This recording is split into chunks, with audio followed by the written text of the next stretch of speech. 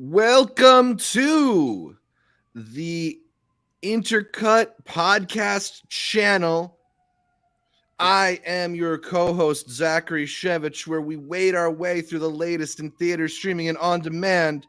And joining me, trying to grab a quick chai tea between screenings, it's Arturo Zurita. I scored titles this time, man. Okay, Going over to New York, I didn't even realize they had something that I've never tasted before. I've had them hot, but New York was like, "What if we threw in some ice?" I'm like, "What could that possibly change?" Life changing. Allowed me to get to these 20, 30 screenings that we had for this, but we're finally done. It has been a minute since I feel we have come back to have a very cohesive, just one thing that is covering one thing pretty much. You know, we've been jumping from New York to Chicago to, honestly, I still feel like Zach's covering stuff from TIFF. We've still got a lot of the layover ones from Sundance and everything else in October. But we're here to discuss the biggest, the best of the first festival that I've been to as a part of the New York Film Festival. Zach's been there plenty of times. He's been mere feet away from celebrities and some of the goats in cinema. And I had the honor to be there with some of my favorite actresses of all time. You shared some air with Noah Baumbach and Greta Gerwig? No. And Nina Haas and Kate Blanchett. Yeah, there we go. That was the air I was looking forward to. But no, it was one hell of a fest. Very good lineup. And I'm happy to be home to be covering this. Absolutely. And to talk about the best from the fest, we had to pull someone in from the depths of the Walter Reed Theater. We brought in Austin Burke back again to join us on the Intercut podcast. Thanks again, Austin. What's going on? Oh, man, I'm so happy to be here. I'm happy to talk about New York. I went, and then I came home, and then I went again, and it was exhausting, but it was amazing. And I watched so many movies. And I got to go to Black Adam, that premiere, and see All Quiet on the Western Front, man. So it was the film festival and about 5 other things, but I had a great time. It was Exactly. Yeah, let's actually, before we get into New York, I want to hear quick impressions. Like, you got to go see All Quiet at the Western Front, which is Germany's contender for the Oscars this year, in the beautiful Paris theater that Netflix recently purchased. How was that experience? It was incredible. Okay, I love some of the New York Film Festival movies.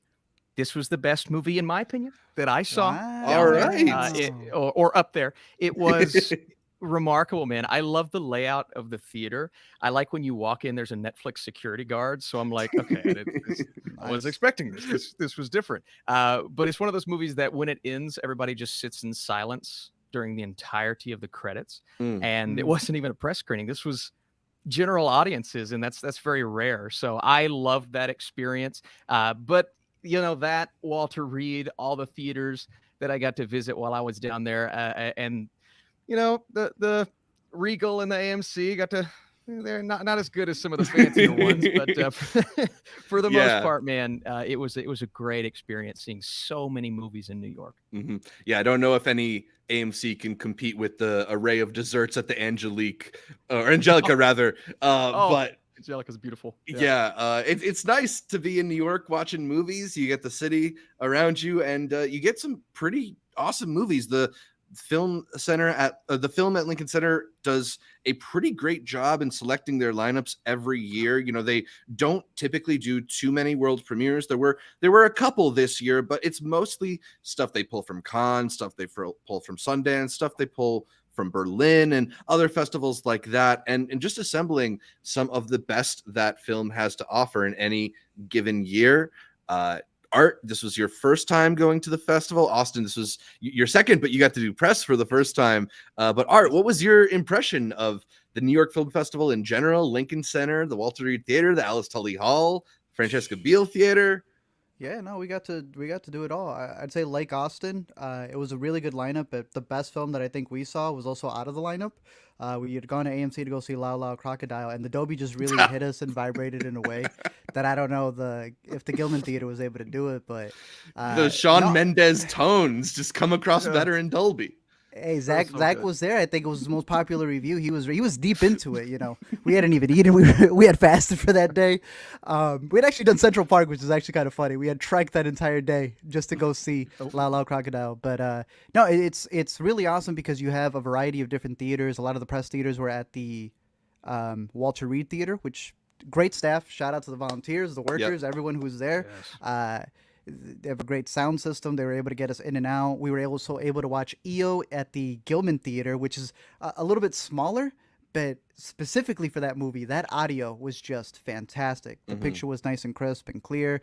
And I was also able to snatch one up at the Alice Tully, which I know is where they host most of their public premieres. They've got everybody just there in the lobby, just waiting until the doors open. Then everyone goes into their reserved seats. So just a really cool experience to just be there in the Lincoln Center grounds where you're walking around with a beautiful water fountain. You know, the subway's right there to get you to other places. And yeah, no, it's like, it's unlike, I would say, something like Sundance and Telluride, like Zach was saying. A lot of these festivals that are out in remote places, New York, Chicago, even something like TIFF, are really big cities where anybody can go get a ticket to go see a movie. It doesn't have to be like South by where you need to buy an entire pass. No, you could just go watch one movie. You can be in a rush line.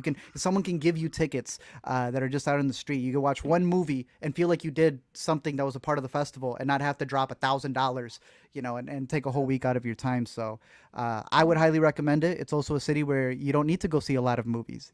We ended up doing a coffee festival. We ended up taking a lot of recommendations from Austin, who I was able to see in the first half when he was there. And a couple Broadway shows. Maybe we'll talk about later. We'll have to. We were able to just do a lot. So there's a lot more to the New York trip. But in terms of the film festival itself, fantastic first year. And I'm so upset I couldn't get a commemorative poster. And I kept questioning, I need to get one. And one sells out. I was like, all right, but they still got the one I prefer. And then that one sells out too. So either as a restock or something else, I'll have to get mine. But I did get a sweater. And it's very comfy. There you go. At least you have something to bring home with you. Austin, what was your favorite meal in New York City? Well, we've talked about Luke's extensively, all of us, and let me tell you, for all your man, lobster Art, needs.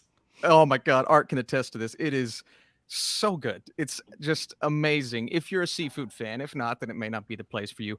I went to a pizza place though, after I had got to talk to you guys, and it's called John's of Bleecker. Yes, I think it may be my favorite spot in New York. Man, it's so the environment is. Crazy. It's very cramped. Both my wife and her dad, I'm not making this up, tripped walking in there. Oh no. They both tripped. He tripped. She tripped over the same set of stairs. I laughed. No one else cared. No one looked. No one cared. New York, baby. I said, that's New York for you. So it's very cramped, but once you get in there, you immediately know. You see the big brick oven, and it's been here for, they say, 75 years, something like that. And it was just the crispiest, most delicious thin crust pizza I've ever had. And the guy was, I don't want to say they're the nicest people in the world, but they have their own personality to where they're like, all right, we're going to bring you the pizza. It's going to be delicious. They're very confident there. And I love that. So that is probably my biggest, that and Luke's. Those are my two biggest food recommendations for my very little time in New York. So take that with a grain of salt. Yeah, you always risk starting a fight when you declare something to be the best pizza in New York, whether it's John's or Joe's or Scar's. But yes. No, nothing wrong with John's on Bleecker Street. Absolutely. So all right. No one's tuning in to listen to us talk about food. Let's get into the movies and the best stuff from the New York Film Festival. We saw a lot, and we want to talk about some of the highlights. We're going to talk through most of the bigger films with Austin, and let's start it out with a movie that is available in theaters now. Hopefully playing in your area. It's Triangle of Sadness. It's the latest film from Ruben Östlund about two models in a relationship, Carl and Yaya, who are invited for a luxury cruise with an assortment of the ultra-rich, but the trip quickly turns from pick-worthy to puke-worthy. This is actually the third time we'll be discussing Triangle of Sadness on the podcast, because Amanda was on with us after it won the Palme d'Or in Cannes, and then the Cast boys joined us after TIFF. But Art and I have not had a chance to weigh in on the film yet, so I'll ask Austin to go first. Austin, what did you think of Ruben Östlund's latest cringe fest? Yeah, this is one of those movies. You see the poster, and then you see the cast list, and you think certain people are going to be, I'll say, in the movie a little bit more than they are. You don't entirely know what the story is going to entail, and I'm not as familiar with this director as I maybe should have been. So I didn't know what the tone would be. I didn't know what the experience would be like. And I'll tell you one thing. I was entertained. I was entertained because I didn't really see what was coming next. I liked the pacing. I've seen some people say they had some pacing problems with the movie. I did like the pacing. It's just a different type of experience. But there are some performances in here, man, that shocked me. I didn't think they would be as good as they were. And it's one of those movies that I think is hitting a lot of people in different ways because they just didn't expect it to be on this level of quality. I think after it started winning some of the earlier awards, we went into it at the New York Film Festival kind of knowing it would be on a higher level of quality. But even then, and watching this, through the first act, I'm like, I'm entertained, but is it a great movie? I don't even know if it's an outstanding film, but I would consider it a really good movie, but more so a really good experience. And I liked the script quite a bit. There are shortcomings. I'm trying to tiptoe because there's some spoilers. I like the script, and I like the way it ends. I'll say that. And I like the way the movie ends. Yeah, I remember when the film did premiere at Cannes, or rather when it won the Palme d'Or at Cannes, there were a lot of people that were a bit surprised that this was the one that they chose, especially because Force Majeure, his earlier film, had also won. And, it's definitely not the type of movie that you consider as like kind of prestige-y awards bait. There's some very broad, ridiculous comedy happening. And I think there's also that element of disjointedness that you're talking about where like it's maybe a bit on the longer side and there are sort of like these segments to it. So yeah, maybe that's where some people get their pacing issues from. I didn't really like you have too much of a problem with how the film moved or how long it was. I think there are maybe moments where it is a little bit less involving and a little bit like setup, but then you get to these sequences that are just so over the top and so like crazy in terms of the ways in which they flip the situation on their head. This is really a movie about these people who are extremely well off, extremely benefit from their class privileges, just having those privileges ripped away from them by various circumstances. And just to see the places that Ostland gets his characters to. Yeah. Just the journey there is pretty hysterical. So I had a really fun time with this one, even if it maybe, is weird in terms of how it progresses there. And sometimes it feels a little bit like there's not enough setup for certain situations, but I still thought it was very funny. And there's a lot of, like you said, performances that really, really stuck with me in this one. Yeah. Arturo, you like this one too, right? Not as much as I like what I think is his masterpiece, Force Majeure. Yep. But damn, is it so much better than The Square, which is a movie I'll rewatch one day, but I absolutely despise. Yeah, I don't think it's a pacing thing. I think it's a tonal thing. I think like the movie calls itself, it's a triangle. It's in 3 parts, very distinctly. And I loved the first part. The second part seems to be laughing with, or it thinks it's laughing at, and then the audience thinks it's laughing with the subject matter that's happening in the second, specifically between 2 characters who just decide to spill out every grievance that they've ever had politically or ideologically before becoming what is a completely different movie in that last third. I'm more conflicted with it, I guess, the more that I've thought about it, but then at the same time, I guess I like it more as a character piece, and I like it thematically, if that makes sense. Right. I like what you see the characters arguing with in the first part of the story, and then how that comes into play as roles reverse in the latter half. Totally. I don't know if the comedy always hits, but that is his style of comedy, and it hit really well for me in Force Majeure, where he just won't let up on a bit. If someone's crying, they will continue to cry for 5 minutes. Yes. Here, it's other bodily fluids that are coming out of bodies, and damn, does he go in with that? Yeah. Should we talk about that sequence briefly without spoiling it too much? Was it good? Was it too long? Was it too excessive? Was it did it feel like the right like undercutting of this like high class luxury cruise? Austin, did that whole bit in the middle work for you? it did it. It did feel a little disjointed, right? And that's a good point. Tonally, but it's very aware of what it's doing, right? It's not like it's not doing this on accident. It's very aware that it's going here in one scene, and maybe the very next scene it's going all the way over here. So that's a sequence that I look at and I'm like, it's part of me feels like it was a little disjointed, but on purpose. So that's a sequence that really worked for me. And I think the entirety of the middle, you say triangle, 3 very distinct portions, that really, the entirety of the middle of the movie worked really well for me. And that's when I kind of fell in love with, that's what this director's going. And again, not as familiar with this director's work. So now I'm very intrigued though to go back and see what some of these other movies are all about. Especially definitely got to catch the Force Majeure. You gotta catch Force Majeure is the one. Yeah, that's the one. He comes out loving the square. He's got all the square merch. It becomes his like thing, his new personality. But no, you are right in saying that he is 100% doing it on purpose. In Force Majeure, there is a crying scene. When this movie didn't get nominated for the Oscars, he was doing a live stream. I highly recommend searching it. And he breaks down crying, and it went viral. That the director of this international film couldn't take the rejection. People didn't realize.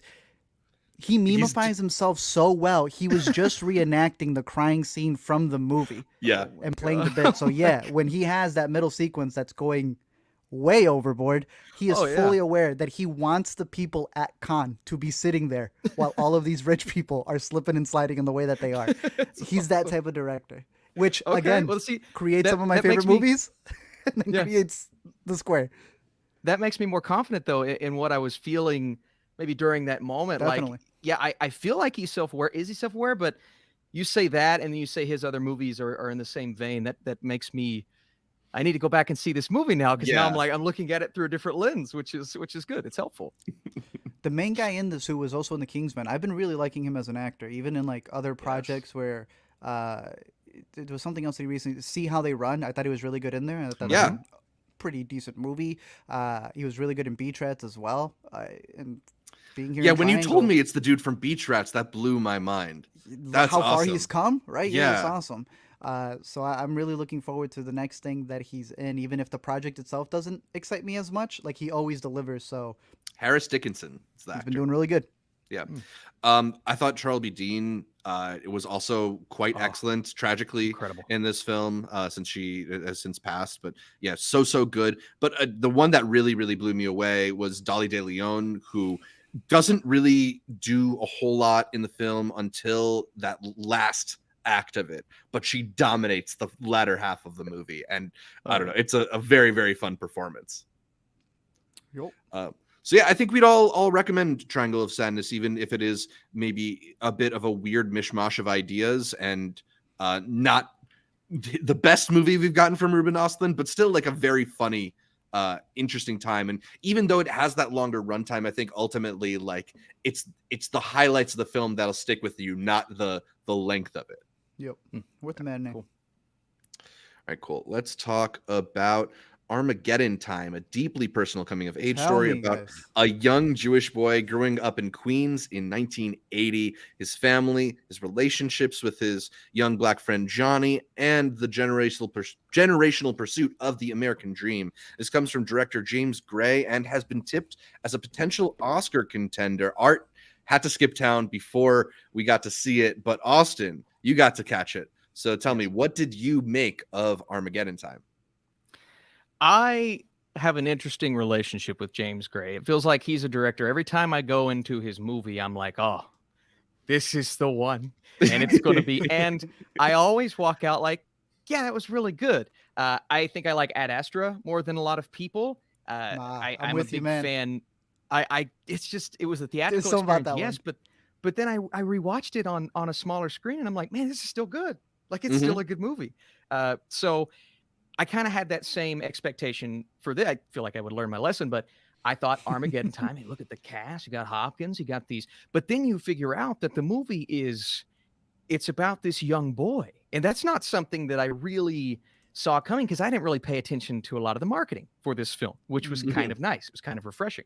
Right. So you get this, what felt like a coming of age story, but then he was asked in the Q&A afterwards, And he basically shot that down. He said, "This is not a coming of age story. This is my own, this is what happened to me. Essentially, this is a story from the heart, but it's really focusing on this relationship between these two young characters and kind of the ins and outs and everything that happens, what's going down with the family, but also what's going down from the outside looking in, this friendship that he has that's abnormal. It feels like it's very abnormal at this time, but also the way that others are looking at it.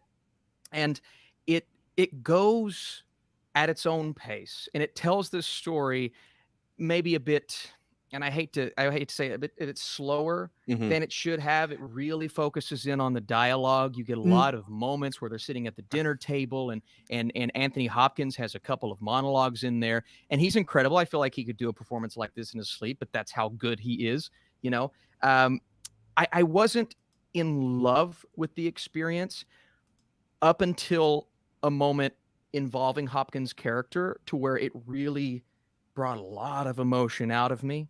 I mean, a lot of emotion. Zach, you probably know the moment I'm talking about. Oh yeah, of course. That was really what kind of got me on board. And I still wasn't really, over the moon about the film as a whole, but I got what it was going for at the end, and I saw the impact that it had when the credits came on screen. So this is one I had to, I progressively liked it more and more as it went. And by the time the credits came, I said, yeah, that was actually a good film. Was it James Gray Oscar contender?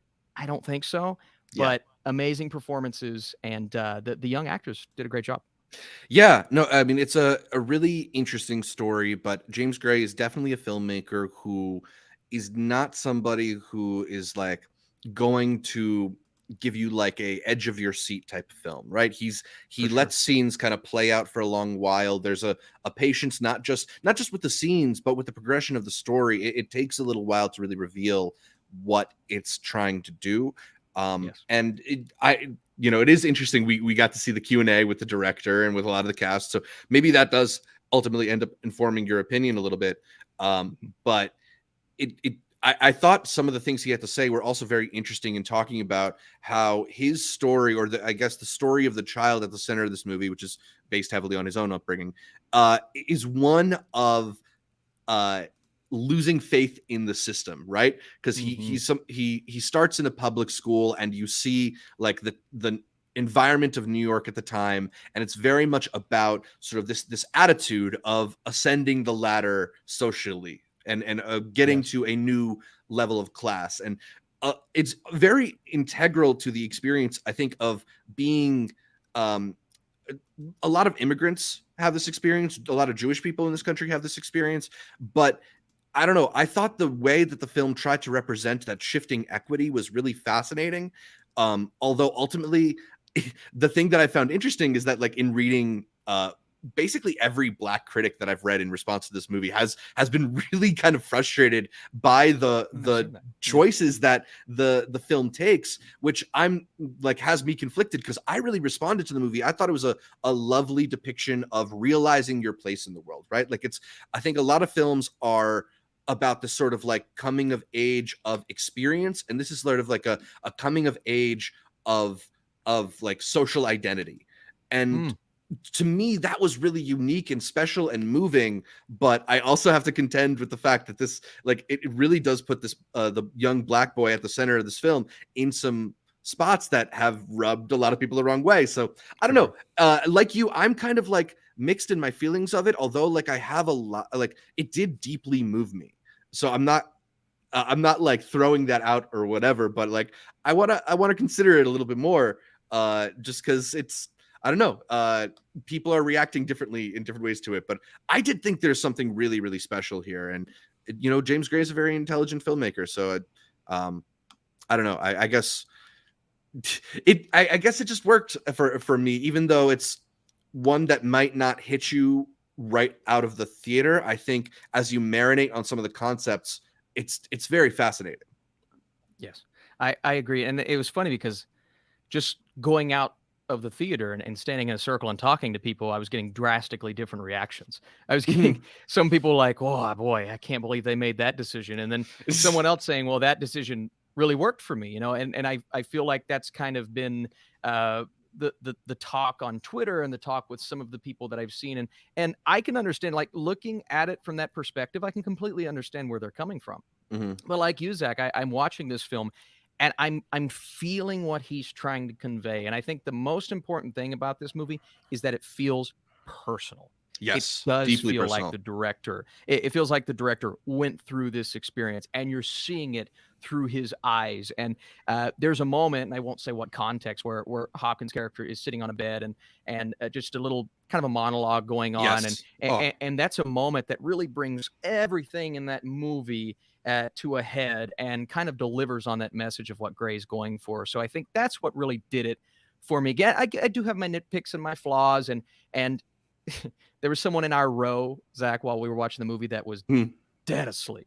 I mean, dead asleep watching this film. Yeah. there is a guy who seemingly comes to the New York Film Festival press screenings exclusively to nap. We're learning. He got like a 2-hour block to sleep. He doesn't have to rent a hotel downtown. It's nice and climate controlled. Yeah, I didn't get it. I maybe it was the movie, maybe it was just his time to sleep. But yeah, but I could see how that pacing doesn't work for everyone. But this is what Gray does. It felt like the rest of his filmography, so that didn't bother me maybe as much. But yeah, I really liked the experience, and I think I'm with you, Zach. I'm more on the positive side of things than negative. One question for you, because I've only seen the trailer, and the trailer was the part that got me like, this looks kind of cheesy. I don't know how it is. What a lot of people are reacting to that you said you've seen like a shift in, is it perspective decisions? Like, is it because they don't like the way they approached a plot point in the movie, or is it more like people are just upset because they don't want to see something reenacted on screen? If that makes any sense. I think there is a little bit of both, if I'm being perfectly honest. Like, okay. I think some people don't want to see certain elements depicted, at least in the way that they were depicted. But there are also some people who just have like aesthetic issues and like more creative issues with the film. I've seen some people even saying like the lighting isn't right on the black characters, which is not something that I picked up. But I don't know. Yeah, I just recommend reading some people's perspectives on it. But for me, I thought it was extremely moving, and in a way that I don't normally see. Like the type of social consciousness they're trying to display in the film is rare to see depicted in this type of movie. So I think I think it's a little more than just a coming of age film, you know? Okay. All right, and it comes out in November, if I'm not mistaken. It should have a pretty wide release right at the beginning, because I think we're getting it in Chicago November 4th.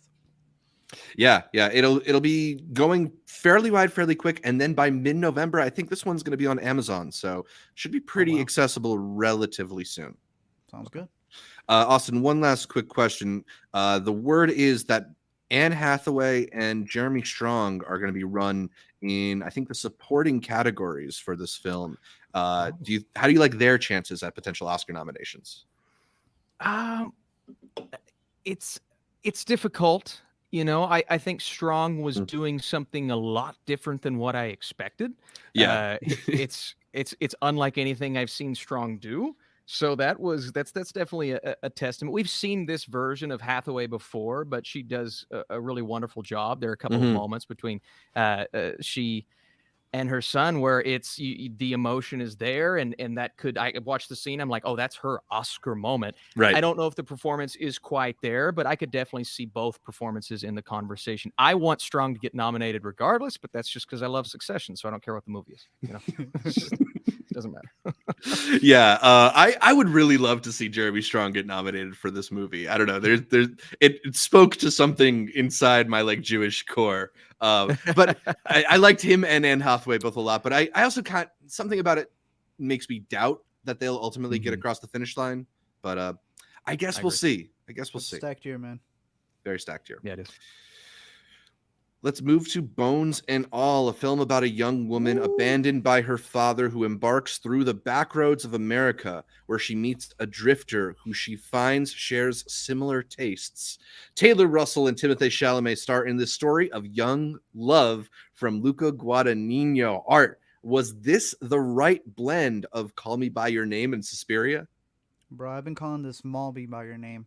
This is a movie that Army Hammer definitely wishes he was in, Yeah. and hey, it's the dynamic duo of Luca and Timothy Chalamet. You put them in a movie together. It's I think you put it best. So I'm gonna leave you to say your letterbox review for it. I mean, it feels a little bit like Prestige Twilight, right? Because it's this melodramatic love story that has like this tender heart, but it's wrapped in a kind of genre coat, right? Like it's not a super heavy genre gory movie. It's got But it's horror living there a little, elements. yeah, Yeah, but it's just sort of like it's got horror clothes on, but it's not like horror to for its sure. core. Yeah, I don't know. I kind of really dug that about it.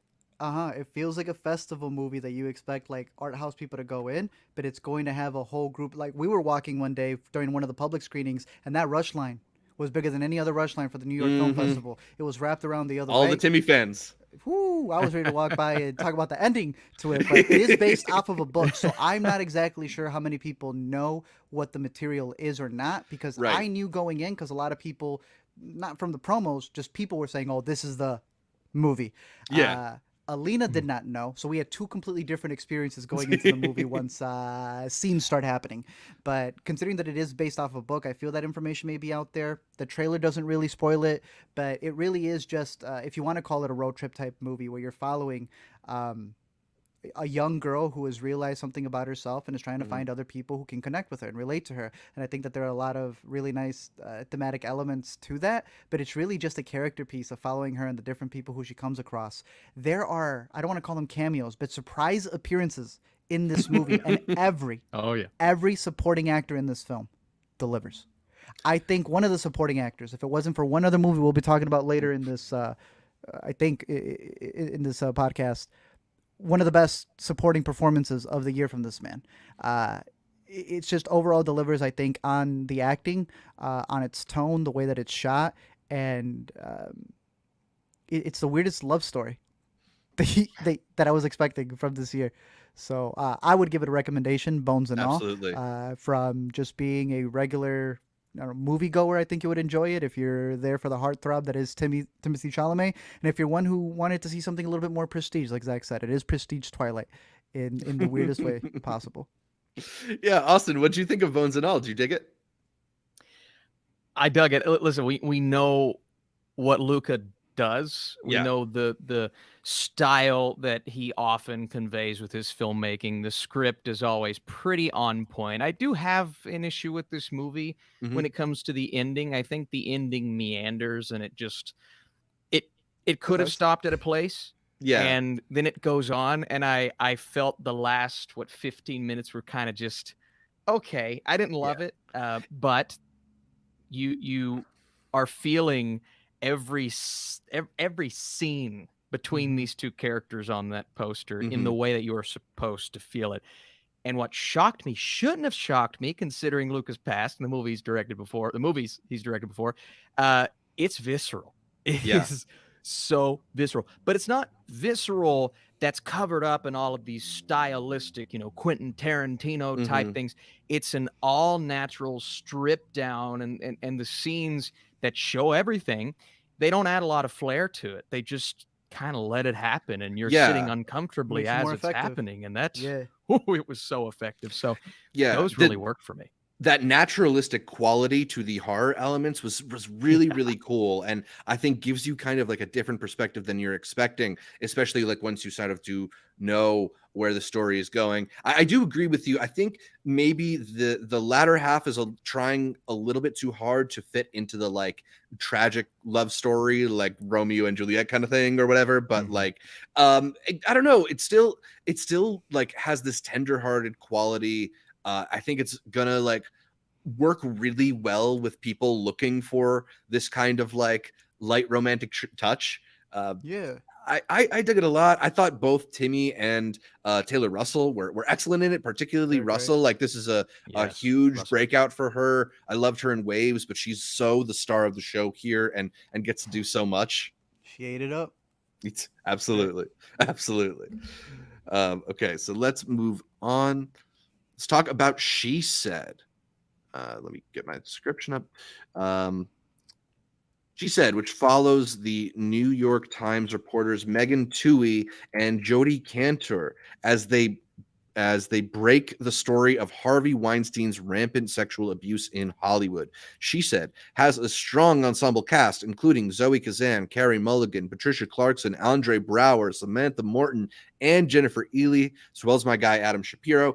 Austin, I think you asked this question to me before we saw the movie, so I'll toss it right back at you. Was this one more Spotlight or Bombshell? That was my whole mindset. From the first trailer, that was my mindset. Like, please don't be Bombshell. Please be Spotlight. And it's somewhere in the middle for me. I wasn't the biggest fan of Bombshell, so I'd probably say that was more of a negative experience. Spotlight is a 10 out of 10. I love that film so much. It nails exactly what it's trying to do. I think She Said is a very straightforward movie that conveys its messages in a way that gets them across effectively. And I was moved. I got emotional. I thought the dialogue was really well done. It doesn't do anything more with its characters in terms of making them more dynamic characters. And we're talking the two leads in particular, Kazan and Mulligan. They are both Oscar worthy, I think, or at least nomination worthy. I think they're going to campaign both of them. They're probably going to push Mulligan more, but I felt both shared the lead, the co-lead of this film evenly, and they were both great. They do, which is weird because they've just moved Carey Mulligan into supporting, which is kind of like brazen category fraud, but at least they think she has a better shot there. She's leading the trailer. Wow. Yeah. Wow. Unbelievable. Okay. Yeah. That's it. Yeah. Well, but it makes sense though, because it's 50-50 between these two characters, really right? is. So it's like, okay, well, that's probably our better shot, our better opportunity. But for me, what worked here are those little supporting performances, and some actors get one scene. Andre Brower comes in here and gets about 20 minutes towards the end. He's not really utilized early in the movie. 20 minutes towards the end that were just hilarious, added a bit of humor to the film. But some of these supporting performances here, Samantha Morton, Jennifer Ely, oh my God. And these are the scenes that push this movie, I would say, to be more Spotlight and less Bombshell, even though, again, we're going to separate those pretty far. It's still pretty far. Somewhere on that continuum, right? Like not exactly far on either. You got end. a midway point now. So in case you don't want to go as drastic as Spotlight as that, you could be like, it's on this side of She Said. It's like She Said. Yeah, it's more like She Said. One thing I do want to mention though, the scenes where we are showing locations where something happened. And obviously we're dealing with Harvey Weinstein and these tragic events and everything that he did, but we're not showing what happened. We're just showing the rooms where it happened in, and we get dialogue. And sometimes that dialogue, we even get closed captions on screen to understand whatever.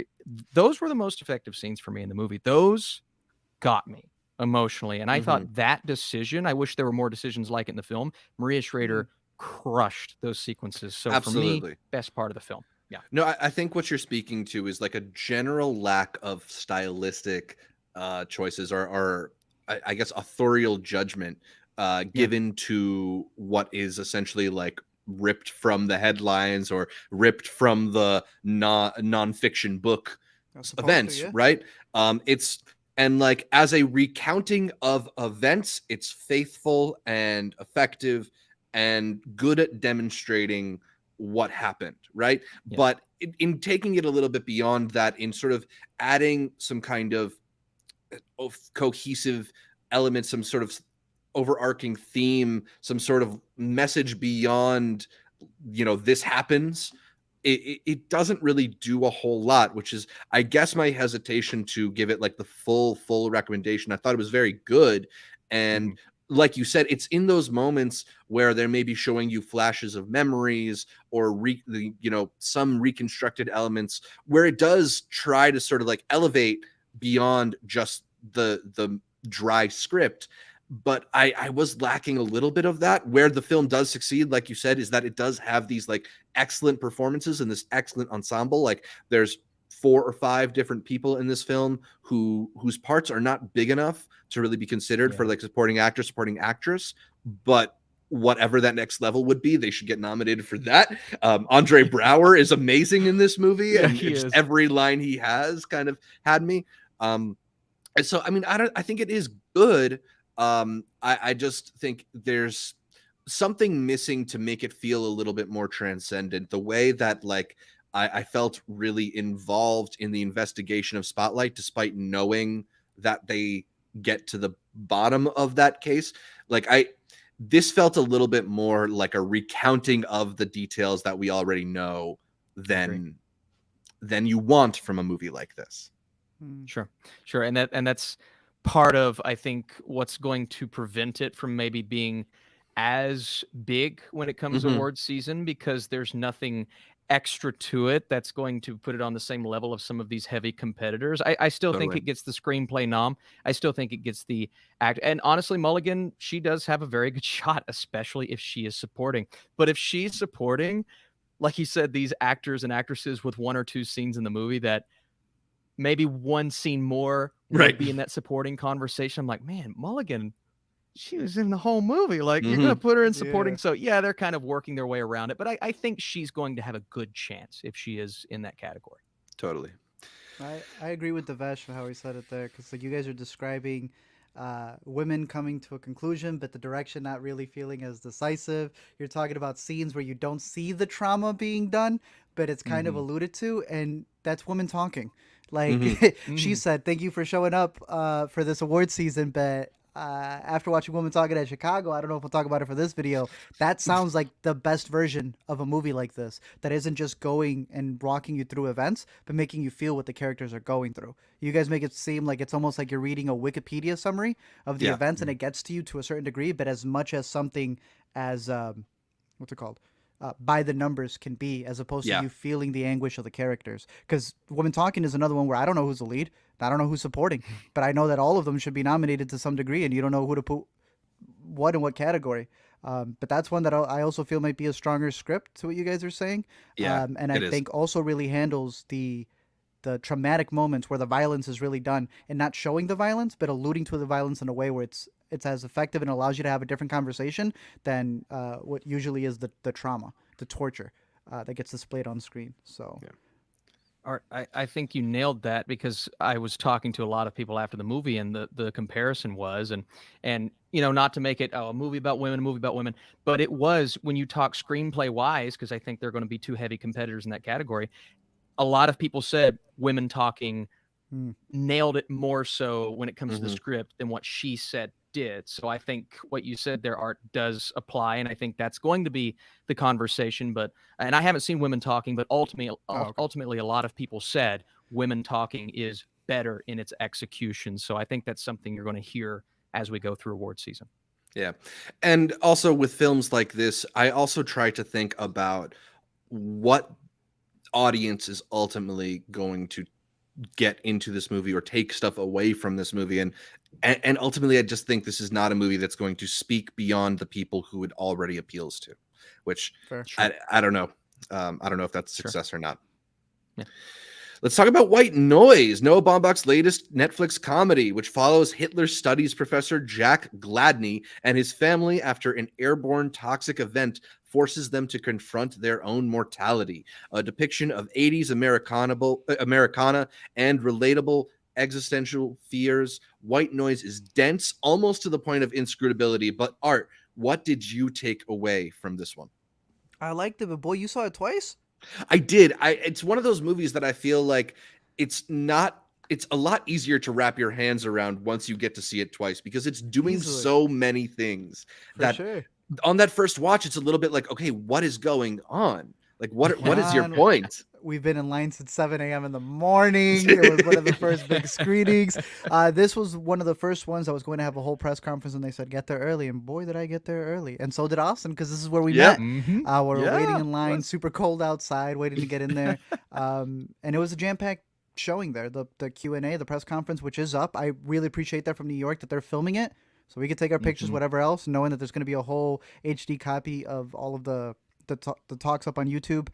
Look, I really like this one. Maybe it was really early in the morning. I have not had a chance to rewatch it again. I have also not read the book, and that seemed to be a really big thing for a lot of people who were there, who were fans of the novel, talking about what was missing, what was focused on more than something else.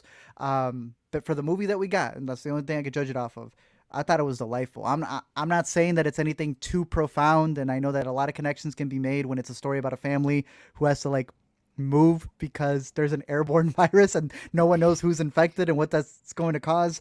But it becomes this like I really liked the characters in this and the family and the way that you have everybody almost talking over each other to a way where that, and I know they described in the Q&A, that in and of itself is like audible white noise where you get to tune in and out of who you want to pay attention to, as well as all of the different things that the characters are going through, not just within their family, but he's a college professor and you have his whole side, which is a stacked cast, bro. Let me look. Don Cheadle has this line that he says that had everyone laughing. I'm not going to spoil it. It was so uncalled for. When he said this line, you knew everyone in the theater has said that to a friend. They were outing themselves. I spoiled it in my Letterboxd review if you need to read it.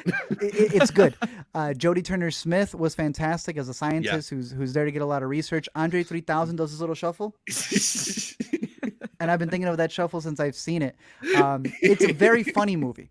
I was not expecting it to be as funny as it was. I didn't take it as seriously. I think if you're coming into this movie wanting it to be as serious as maybe The Novel is, or how you wanted to take a Baumbach movie, you may take that to the next step. But I would highly recommend that Q&A because the way that Greta broke it down, especially towards the end, I thought was a profound way of looking not just at the movie, but the perspective of life. That while you're dealing with something and you're confronted with it, you may think it means one thing, but it can mean three different things at the same time. And it's how you choose to channel in on something. I was like, I don't know, that's maybe it might be a little bit more profound than I thought it was, but I very much enjoyed White Noise. I'm looking forward to seeing it again. And the soundtrack was great. Danny freaking Elfman was there talking at the press conference. Yeah. Zach's boy was there. James Murphy, LCD Sound System. He's got a whole new song for the movie. So I don't know. It hit on a lot of cylinders for me. It may not for everybody, but I thought it was delightful. Yeah, it's got to be, if not the most absurd Noah Baumbach film, then right up there. It's also maybe Noah Baumbach's funniest, because like once you sort of like tune out the plot a little and just like tune into all the little bits going on and people like running into things at the grocery store in the background, like there's just so much happening. And like you're talking about, that sort of like audible white noise, that there's so much going on in the film. People talking over each other, where, you know, especially on that first watch, I felt like I had trouble necessarily knowing where to put my attention at certain times. And when you kind of give up on feeling like you can catch everything and just sort of experience the things that that you know catch your attention, I think you're going to have a much better time with this movie, because it is so ridiculous. The performances are so great. I think Adam Driver is like turning into one of our great comedic leading men. His just ability to be like so sincere in one moment and then just the goofiest guy in the next is so good. I had a great time with White Noise. Austin, how did you make heads or tails of this one? Because it's a lot of movie. Oh, so much to take in the moment. Marriage Story was an amazing film that I watched several times that year in my top 3 of 2019. And so I was over the moon about his next project and did not expect White Noise to be so distinctly different from anything he's done so far. What I like about this movie, what I wasn't really thinking about as I was watching, you can approach this 2 different ways, but I think both ways you can still get enjoyment from it. You can look at it thematically, and kind of how every few scenes you could bunch them together and it's going for something, it's trying to stand for something, it means something. And then when you get into the third act of the movie, it's almost like you're watching a completely different film, but you can still fit it together. Then you can look at it as a comedy. And like you said, the people talking over each other in the background, the things going on. I'm a guy who laughs at ridiculous things happening in the background of a movie. Yes. I love that. I think it's hilarious. To me, that's attention to detail. That's also sometimes the director just kind of messing with you. Like, hey, if you're paying attention to that, you're going to get more out of it, right? So if you watch it as a comedy, you may be a little confused at times, but I think you're going to be so thoroughly entertained, you're going to overlook the fact that some of it doesn't fit together all the way. If you watch it for the themes, you're going to see so many things that are going to hit you emotionally, but also that will resonate with you. I mean, my God, you could draw so many parallels to what happens in the first act of this movie to what's been going on in the world. So I think it's going to hit you in that way. So it's a fascinating film because it's doing so many things. Sometimes it's doing too many things, and I think it went a little overboard a handful of times, right? Mhm. But it didn't matter because it was so much fun. And the more I've thought about White Noise, and I need to see it again, the more I've really, I mean, this is one of the better ones for me at the festival just because it Same. gave me so much, and I can't wait to watch it again. Zach, I'm jealous you've watched it twice. Yeah. I originally just bought another ticket to try and get Caitlin into some screenings, and then I ended up being really thankful that I got to, try and see this one again, because I'm a little bit like, I don't know how you two are doing it, talking about this one after only one watch, because there's so much going on. It's got like the dialogue has the pace of like 40s screwball comedies, and then meanwhile there's these moments that feel like Spielbergian big alien set pieces. Like there's moments that look like they're straight out of War of the Worlds or something. And Budgets. It's surprising to see Baumbach take this kind of step up. I didn't know he was capable of some of this stuff, like as a filmmaker, just because he's done so much more quieter, intimate, familial kind of movies than this one. And I don't know, it was cool to see him sort of, take out some new tricks, show us some new tools. And for it to be practical, because like Zach said, there's a lot of explosions and like car sequences, and he was just like, yeah, I've never really been able to play with that. If I'm going to, I want to do it the way that the movies that I did growing up did it. So I'm curious. It's going to be Netflix. The film club's going to do like a bunch of behind the scenes with all the stuff he was able to explode. And then we're going to get a whole wave of indie directors going and making big, massive blockbusters. All right. Let's move on to Tar, set in the international world of classical music. Lydia Tarr is widely considered one of the greatest living composers, but her stature comes under fire after she attempts to make changes within her orchestra. Art, I felt like we had a long discussion after we saw Tar, because we both felt like there was so much to pull apart in this film. But what are you left thinking about now, a week or two later, 3 weeks later almost, when it comes to this movie? That I have tickets to see it again. This was another one that we woke up super early in the morning to see right there with, you can see, Nina Haas, Cate Blanchett, and Hildur, who is the composer for this movie and is integral to the film, because as we came out of it, we realized that the entire movie is on a metronome. The entire movie is done with her in mind. Looking up interviews, the fact that Cate Blanchett has done Apple interviews as a composer and not as an actress is so intriguing to me, because it showcases how deep into the role she went. The fact that Hildur came in and it's a lot of her intricacies in making a score that's being applied into this. And it's one of those movies, completely different in comparing it to Bodies, but a feature in where the director really takes how the actresses are looking at each other and applies that to the film. So Noemi Merlant, who's in the movie, she is the assistant to Tar. But that's also Noemi looking at freaking Cate Blanchett going, oh my goodness, what can I learn from you? Yeah, and how could I be you one day? And there are things that they would do on set that would then become a part of the movie. Same thing when it comes to Nina Haas and when it comes to Cate Blanchett. Massive actresses, two completely different markets. How they come in and they play off of each other. And these stories are so intricate. There's a lot of meta-ness to the movie that surprisingly got lost in our screening. There are so many movies this year that came out of even this festival, obviously in general, but in this festival, that have to do with like cancel culture or like wanting to get rid of certain people. We'll talk a lot about those movies later. This is a movie in where cancel culture, if you want to say it that way, is only brought up because it's integral to the time period in which he's in. And that seems to have upset a lot of people, not just at our screening, but in a lot of the interviews with Cate Blanchett. It's like Cate Blanchett and her cancel culture movie. And I'm like, what? It's coming from like Yahoo News. This is coming from like really big reporting people who are making it the theme of the movie. It's not the theme of the movie. No. This is a character who faces it. A lot of people think that it's like critiquing it or talking about it. I was like, if you pay attention to what the movie's saying, it already answers that. That's just like a setting of it. I think it's one of those movies that you have to catch up to. Zach and I came out talking about it a lot, like confused, intrigued, feeling like it had duped us, feeling like there was still something that I was missing in there. I found it to be fascinating. I think it is the performance of the year. Yes, and I think that there are a lot of actresses this year who are very close. But as of right now, I think she is the performance of the year. I think it is in the top 5 scores because it's it's not just the score. The score is the script. And that's so freaking cool. Mhm. It's not an easily digestible one. I feel a lot of people are going to come into it maybe not being as impressed by it because it's doing things in the background, or it's a movie where you have to see it twice to understand where, it's like you're looking at a composition piece at the end of it.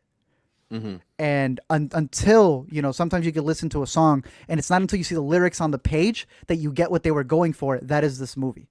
So it's just one that I'm ready to revisit and dig deeper into. It's cinema, it's art, it's everything you want a movie to be. And it's one of the best posters of the fest. Yeah. Oh man. I was really, really into this one. Austin, what did you make of Cate Blanchett and Tar? Can we just give her the Oscar? Is that I mean, how please. it works? Yeah. Can you just, because I was mesmerized. I could have tuned out everything happening in the background of this movie and just listened intently to every line coming out of her mouth and the delivery of every line coming out of her mouth and been mesmerized. But there's a lot to this movie. And I think, Art, you said it very well.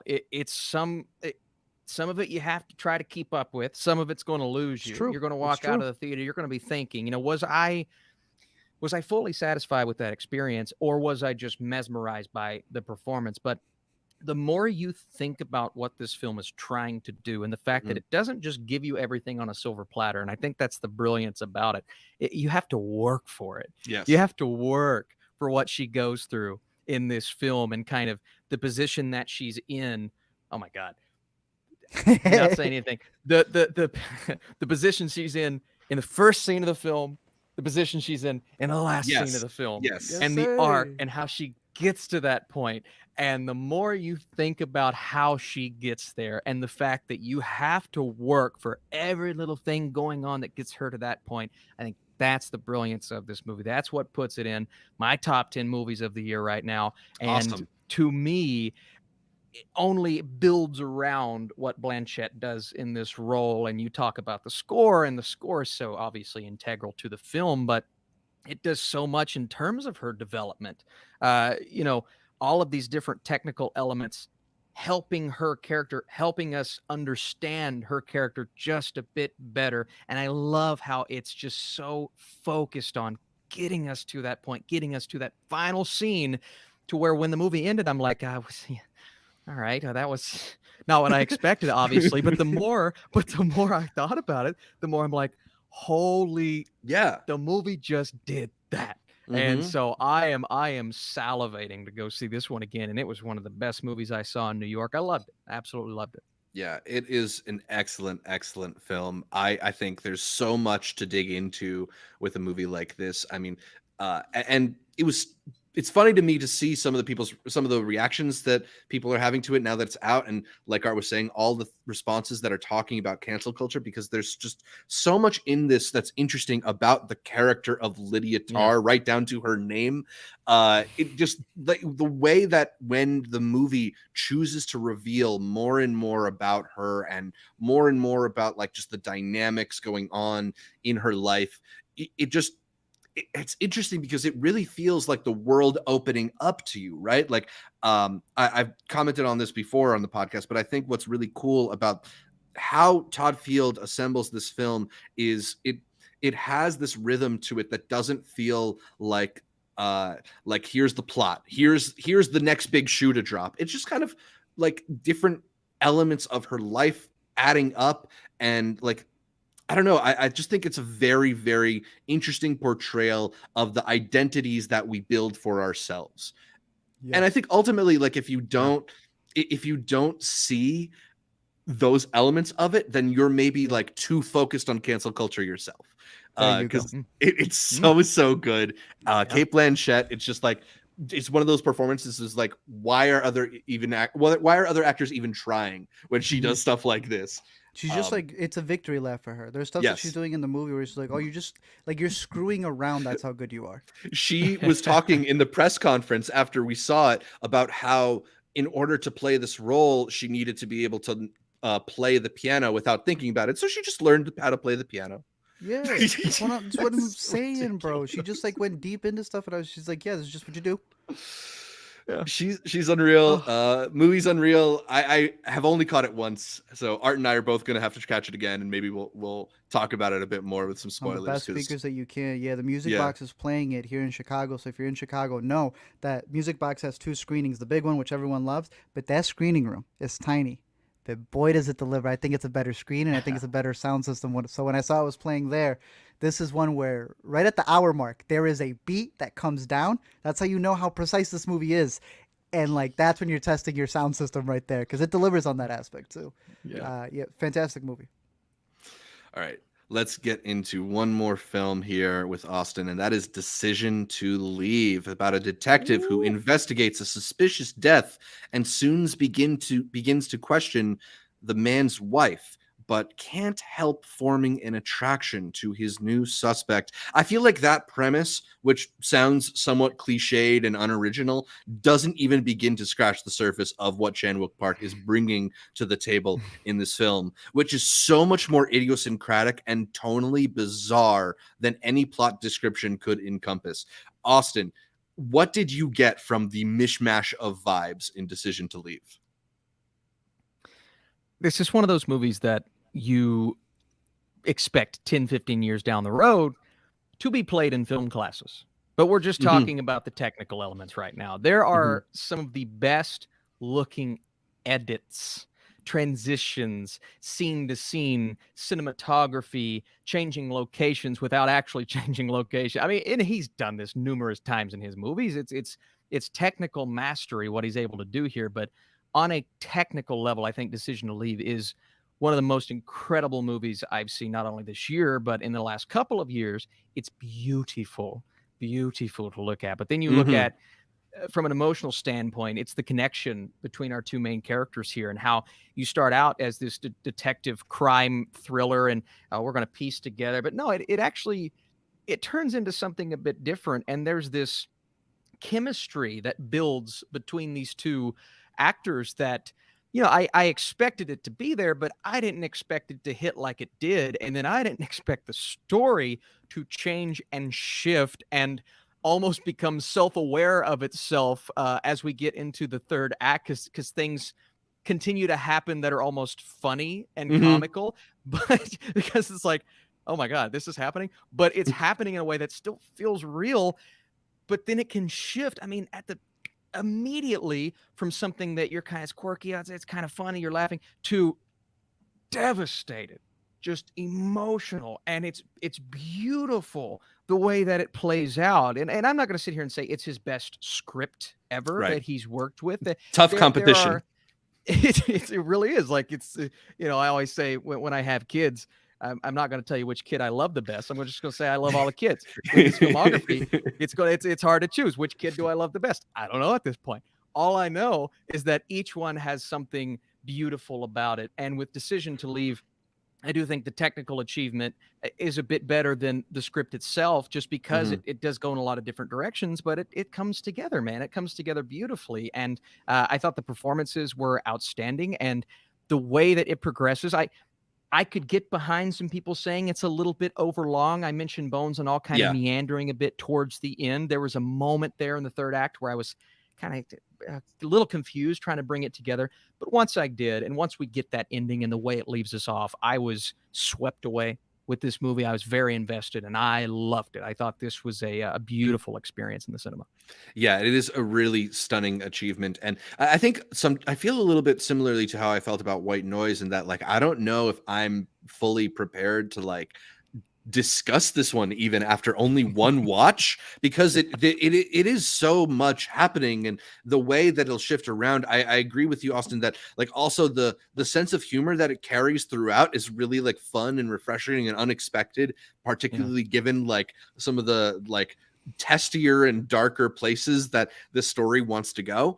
But it's just so captivating. You know, you are constantly kind of like questioning what the next move is going to be, and to sort of keep you kind of guessing in that way is such an achievement, because it's not just guessing what's the next plot detail that's going to happen. It's like, what is the next scene going to even feel like? Is it going to suddenly turn from like this dark thriller into a romantic comedy? And just that balance is something that I feel like in the hands of somebody lesser could feel like schizophrenic and crazy and not cohesive, but it still somehow feels like one movie here. And that's the thing that I really took away with and was impressed by. I don't know. There's quite a lot to like here. I don't know if it's necessarily on the top level of Chan-wook Park movies for me, but that's as we were alluding to, like, is a pretty high level. I did like this a lot though, and I'm eager to revisit it so I can feel like I've wrapped my arms around it, you know? Beautiful. Oh, son Zach, I've yet to see it yet, but I have a spot right at the top reserved for it to be my best of New York and my best of Chicago. And Mubi just sent us the link, so they sent it to us, but I just bought tickets because I've been waiting long enough to just go see it at the Gene Siskel. So now I actually have an HD link sitting, but should I just wait to go see it in the theater? So yeah. I don't know when it comes out on Mubi, but I know that's probably going to be the biggest way for people to catch it because like Chicago's barely getting it. Very limited. So I can just imagine for a lot of other people who won't have the reach for it, but this seems like it's going to be one that's going to carry all the way till next year. So yeah, and it might be the biggest movie that Mubi has ever acquired. So that's cool. Easily. That's we why like Mubi a lot. Yeah, they left us on red for like a couple of weeks, and they barely got back today. I was like, okay, I guess I did reserve a New York spot for this movie. Well, I got nervous when I heard Mubi because, you know, this is one you expect to have a big Oscar chance at the end of the year. And then I heard Mubi and I'm like, does that decrease its chances? But I saw the film and the answer is no. So it's going to be the biggest Mubi movie. That's how they should market it. For sure. Nice. Of all time. It's that good. Yeah. Yeah, absolutely. And hopefully they can put like all their energy behind it, right? Yeah. Don't start doing these other studio bleaker stuff. Yeah. Everything you have, take all that Mubi money, all the chips, put it behind Decision to Leave. That's what they need to do. All right. So we've got a few more New York Film Festival movies to run through, but we don't want to take up too much of Austin's time. I hope we didn't keep you for too long. I know you got some things to run to, but it's always a lot of fun to chat movies with you. We'll bring you on maybe a little bit later in the year to talk about some of our favorites of the year when we get more into like awards and best of time. But yeah, man, thank you so much as always for hanging out with us and talking movies. Maybe let the people know where they can catch more from you. I could stay here and talk all day to you all. I really could. So I love talking to you guys. I really do. Man. But it's a blast. Thanks for having me on again. You guys are incredible. Keep doing what you're doing. You guys can find me, anyone who's listening, just youtube.com/Austin Burke. I'm on Letterboxd. I do Twitter every now and then, and I've tried to do TikTok. I'm trying to be hip. I don't know what I'm doing on there, to be honest with you. It's fun. But I'm mostly doing YouTube things and trying to review everything I saw at the New York Film Festival. But again, guys, thanks so much for having me on, and I absolutely loved it. Yeah, Appreciate you, man. Such a pleasure. We'll talk to you soon. Thanks, all right, man. See you guys. Peace Bye. out. All right, Art. Should we talk about New York Film Festival, or do you want to talk about some of the Broadway shows we saw? Should we get into Top Dog Underdog? Yeah, let's take a little break here to talk about some of the actual live, not on a 2D screen, right there in front of us. We were able to see, we saw 2, right? If I'm not mistaken? Yeah, 2. Okay, 'cause, we were going to so many shows that we just pop it up randomly. We had some concerts. We were able to see Denzel Curry live. We had a surprise appearance as well from a stand-up from a comedian who had a new show. That was really fun to see. Rami, I know, is going to be doing like a mini tour. Took away our phones. It's like we were never even there, but he did a fantastic stand-up special. We're really big fans of him. But the big Broadway shows that we were really looking forward to, one of them had 2 big actors who I've been wanting to see just in anything. So to see them perform in front of you, damn, is there no better place to go to than in New York? You will have actors who you've seen on the big screen performing right in front of you and showing you really all they've got. That's when you really realize who is a true actor, you know? We have seen people, I was able to see Bobby Cannavale. You saw the same play, the one with Harry Potter in it. Yeah. Fantastic. They show you the chops that they got. They're like, oh no, you are an actor. You're here to do this for real. I was able to see Paul Dano and what's his name from the Before series. Oh They shoot, did Ethan Hawke. Ethan Hawke when they They did did True West, right? True West. Fantastic. So when I see stuff like this, I'm like, yeah, I want to go see it. We go see the big shows, but it's like I want to see when a film actor can come and do their stuff. I came By in the way, specifically. The Radcliffe one was Lifespan of a Fact with So with good. Bobby Cannavale. It's one of my Very favorites. good It's show. one of my Very good favorites. show. Yeah. And shout out to the Intercuties who recommended that one. That's why it was on our radar. I came into this one for Yahya. I think he's a fine actor. I think he's a great individual, and I wanted to see him live. Corey Hawkins swept. Corey Hawkins mopped. Corey Hawkins came in and made this play his. That is an actor's actor right there. Both of them together did a fantastic job in the sense that they're coming in doing a play that you were telling me started off Broadway in the early 2000s and actually came and did a Broadway stint with some surprising actors. Yeah, so this play, first of all, it started off Broadway with Don Cheadle and Jeffrey Wright, like titans. Just imagine getting to see them on the stage 20 years ago. But then they moved to Broadway. Cheadle apparently couldn't keep going with it, so they replaced him with Mos Def. I would be fascinated to see Mos Def perform on Broadway. He probably played Yahya's character. Yeah, I think so. Yes. Yeah, so pretty much the whole story revolves around this one apartment where the brothers are living together who grew up pretty much by themselves because their parents weren't there for them. And there's a lot of their backstory that comes and intertwines within how they kind of view the world and their relationships. But in particular, you have Yahya's character who it's his apartment and he's trying to be like his brother in not necessarily counting cards, but in playing the red card, black card trick, street games, in order to be able to make money and have the house always win, which his brother was really good at, but his brother is now doing Abraham Lincoln impersonations. And there's some levels to that as well because of Abe Lincoln and the makeup that he has to wear, but it's really just a dynamic that happens. The brothers are called Lincoln and Booth, so there's kind of some extra meaning to those names as well. That's already playing there, but no, it's a very contained play, and Zach got us really good tickets. We were at the second row. I've never been that close. You can see this man's pour. You can see this man's everything, really everything. Yeah. So in terms of the plays where you get to see an actor be able to give you all their chops, we also saw the Waverly plays where I've never been the biggest fan of Lucas Hedges. Seeing him live confirmed, that boy ain't got it for me. But seeing both of these men perform live, really, this one did have an intermission. It was the other one that didn't have an intermission. They've got it. Corey Hawkins really impressed me. I would recommend it if anyone hasn't seen it, or if you have seen the original. I'm curious to see how it stacks up to that one. But while if you're in New York or going to visit New York, I would put that one on your radar, as well as one that has Washington. Oh, John David Washington. Is that the piano lesson? I think Samuel L. Jackson and Danielle Brooks are in an August Wilson play together, which talk about a cast. That was one that I think started right when we were leaving. So yeah, always look out for those plays. Obviously, there's always going to be the really massive ones that make it all the way to the Tonys, but I think it's really cool to see the smaller ones that may not get the attention. I mean, they still have attention because it's like these really big film people out there. But Top Dog Underdog.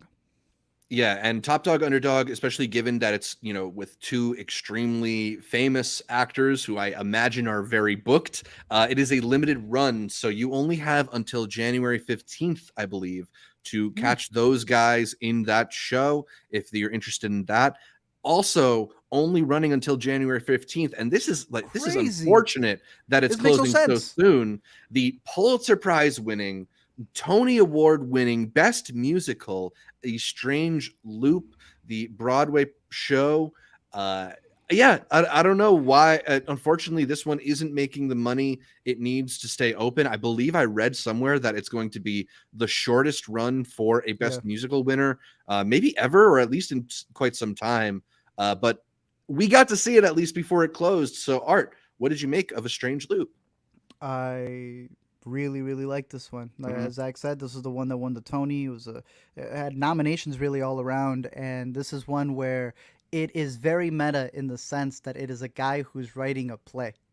He works as an usher for the Lion King Broadway play, but he's in the process of trying to turn his own. And he finds himself in this strange loop of realizing that what he wants to talk about needs to be almost like he has to bend the knee in order to appease the people who are going to watch it, which again is still a very meta play that to this day, in the way that its runtime is being cut short, is because it's not pleasing who, I guess in his first song, he's kind of venting about, you have to do these certain things for the people who are going to be there for the matinees. What is the Broadway audience? Are you giving them the thing that's going to deliver for them?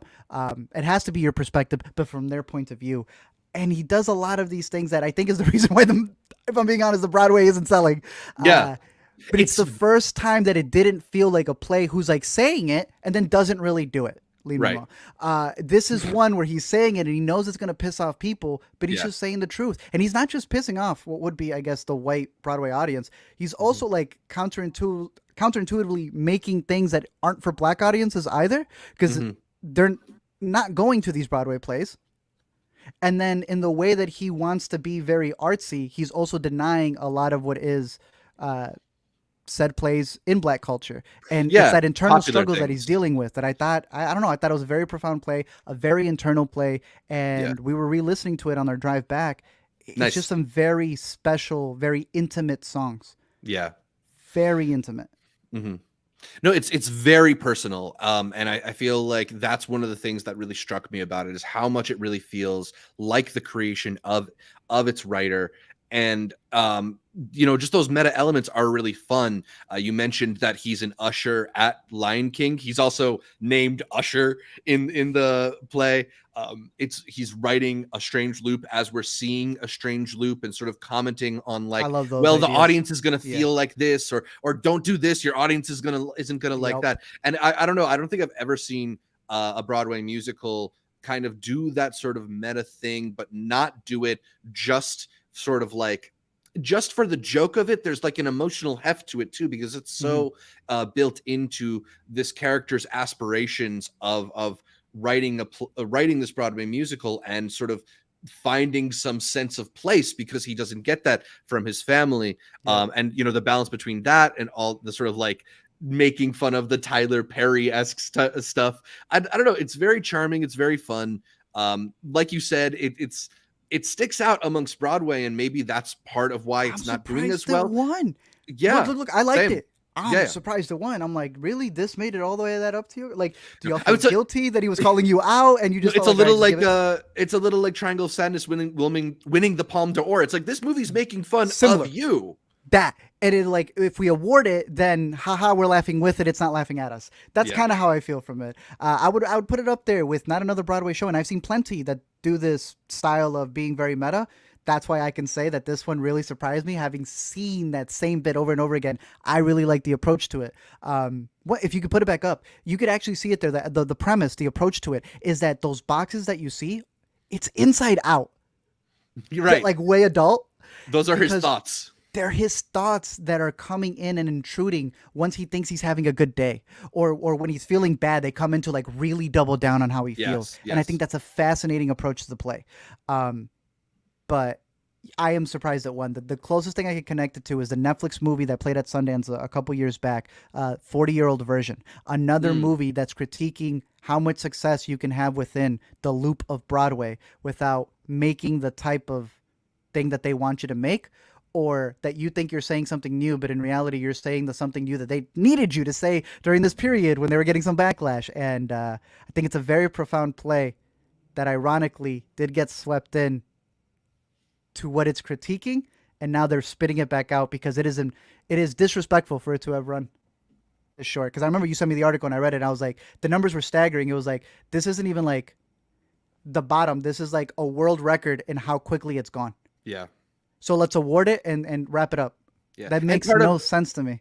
And part of that is also Broadway's struggles since COVID to sort of rebound, but like it's not like it's the only, or it's not like every show is closing on Broadway right now, right? Nope.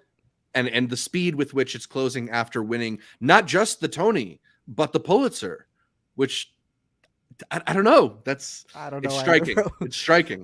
Zach did tell me though I need to get a New York City Library card because I can go in there and watch all of them. So If you're in New York, do that because supposedly they have every recording that you could possibly want there, and hopefully they get this one up there too. But if you're not in New York, listen to the what's it called, the professional recording to it because I think it's really solid. Yeah, nice. So yeah, A Strange Loop and Top Dog Underdog, some Broadway Great shows. plays, bro. Just those Yeah. alone are worth the trip. Absolutely. So lots to do in New York. Some great movies in theaters Decent here. city. Some Broadway shows, some music, some comedy. A lot to do here. Yo. So let's take another quick break to shout out our patrons. We'd like to thank the Inner Cutie Plus patrons, those wonderful people who are supporting the show. They are Ewan, Julieta, Garrett, Tim, Elizabeth, Josh, Ashley, Michael, D.A., Matt, and Mr. Kobayashi. Our Academy level members are Tushar, Cademan, Marion, Connor, Pete, Sean, May, Ricky, and What's Matta. And of course, a special big thanks to the producer level patrons, Awkward and you, Denvir. Thanks again for all the support, and a reminder that you too can become a member at patreon.com/intercutpod, where you can sign up for patron benefits like early access to the Intercut episode outlines, access to our private channels on the Intercut Discord, and an invitation to our monthly patron Google meetings. We'll be doing our next one on Halloween, so make sure you come in costume. Dressed as an inner cutie. Yeah, dressed as an inner cutie. I know you can do it. Also, patron benefits. I'm surprised dropping some episodes a little early. I dropped the Aubrey Plaza one 2 days early for the patrons. I'm going to put up our next bracket probably tomorrow morning, so you can get that a little bit early too. Sweet. So yeah, lots of benefits. As little as $1 a month. Head over to patreon.com/intercutpod. Before we jump into the next stuff, I got a little question right here, and I'm curious yours because you have more experience. The most recent question right there from Christina: favorite movie theater in NYC? Ooh, okay. So I mean, there's a couple different ways to answer this, right? Because like, for sure. The AMC Lincoln Center or Lincoln Square one is like a great big movie theater. Like if you're looking for a multiplex to go watch movies in IMAX, it's got the biggest IMAX screen. 100 feet, ladies and gentlemen. Yeah. Is it in the country the biggest screen, or is it? It is the biggest IMAX multiplex screen in the United States. It's not the biggest in the world. I think it's in China. And you'll find some of the Omniplex. I don't count Omniplex because those start like, those are the science tech theaters. Right. The Lincoln Square is where you want to be if you're waiting for Dune, Nope 2, whatever the next big IMAX, the next Nolan, you want to be there. Absolutely. So I really like AMC Lincoln Square. That's usually where I go on like a Friday night if I'm seeing like a new big movie. Damn. Yeah. And the basement floor too, beyond that. Which we just discovered, yeah.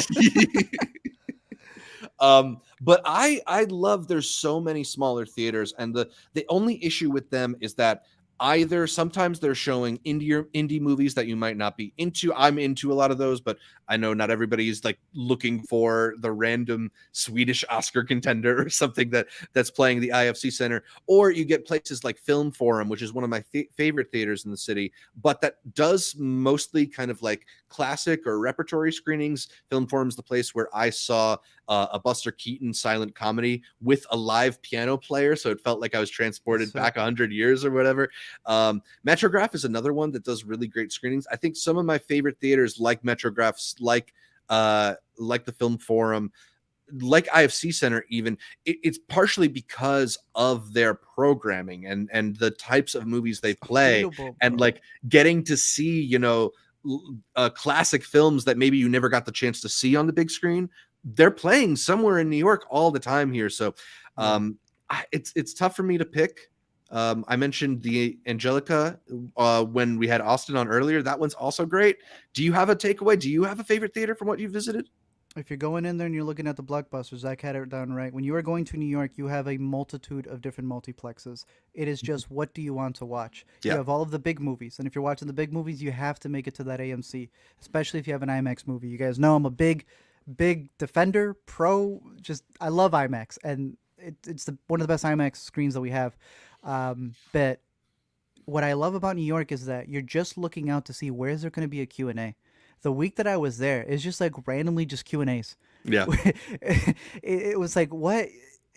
regular screenings. It's not like they're even charging you more. It's just like, are you the first to see it on Thursday or on Friday or on Saturday? You will have the cast and crew and the director just there. And I'm like, that's fascinating to me. Oh, cool. Natasha Lyonne just showing up on a Friday for a documentary. Cool. Nice. Angelica would have been one of the first movie theaters, or one of the first time that I went to the Angelica was this past week. I've had that on my to-go list for the longest time, and I was able to see a Vicky Krieps movie there, Hold Me Tight, and I really like that theater. They have a really nice lobby right at the beginning, and then you enter down, and it's like you're entering like a cult, the way that it looks, and they have all this wall art, and it was a very, very nice theater. I come to realize that there's Angelica East and Angelica West, so there's a bunch of different ones there, but that was a really cool new theater to try. IFC Center I highly recommend because they put you in the basement almost as well, and there's just a bunch of other ones. BAM Theaters I know is really big over there. They were New York has the Alamos.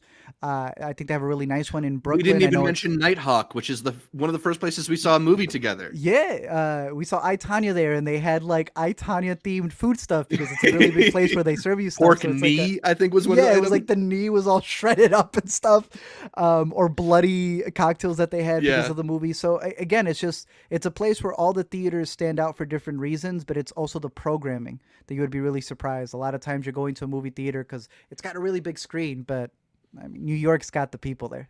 They've got, like events for it. So you can't go wrong with any of those theaters that we mentioned. So hopefully those put some on your radar. Just steer clear of the AMC in Times Square. The escalators are always broken, and I've heard about bed bugs there. They're sticky. Yeah. They're gross. Back to the movies? Back to the movies. Let's do it. Sure. Let's talk about Corsage, the latest with our girl Vicky Krieps. Here she comes again. As Empress Elizabeth of Austria, who is admired for her beauty, but she desires to break free from the limits placed on her.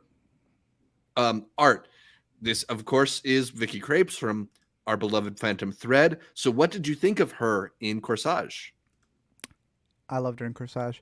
This is a movie in where you're following someone who is a real person, and they were trying to take obviously some liberties in telling her story, and while she was towards the latter half of always being painted, always being in the news, and it's a movie where you're following someone who has a lot of eyes on her, but it's also a movie that's showing you the way that we evolved from paintings to motion pictures, and the way that it correlates to her life and how she was always able to have her image in portraits, and those portraits could be altered, but you cannot alter moving images.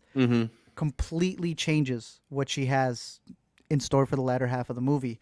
But I found that part fascinating, in the way that you see her and her character study of how she moves around this world, and how just little talks over here can affect the way that the entire family is progressing, but then also realizing how a medium and how you're looked upon in the news can change the way that everybody looks at the family as well.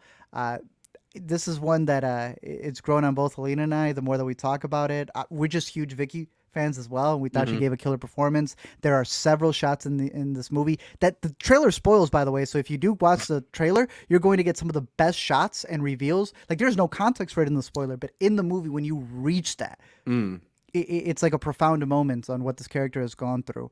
One of my favorite performances of the year. She is up there with it. I really like, again, the way that the script intertwines her reign with the invention of moving images, because you think about it nowadays, there's a big part where when discussing Instagram, someone can put a picture and it could be altered, but there's a difference between clicking on the live picture, clicking on the actual video, and to see that in the early stages of when this technology was invented, I thought it was a very very cool way to go about it. But Corsage was beautiful.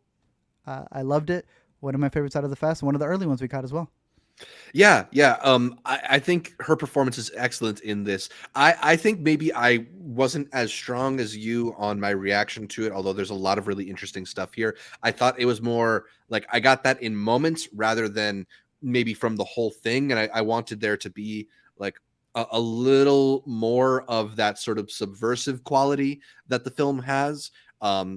But it's really interesting for sure, and it's like a fascinating depiction of like the limits placed on her and how she is able to sort of like as time moves forward, as society evolves, how she sort of finds these places to find something a little bit more fulfilling. So it's a really, really interesting film, especially just the whole metaphor of the corsage, I think is so effective here too.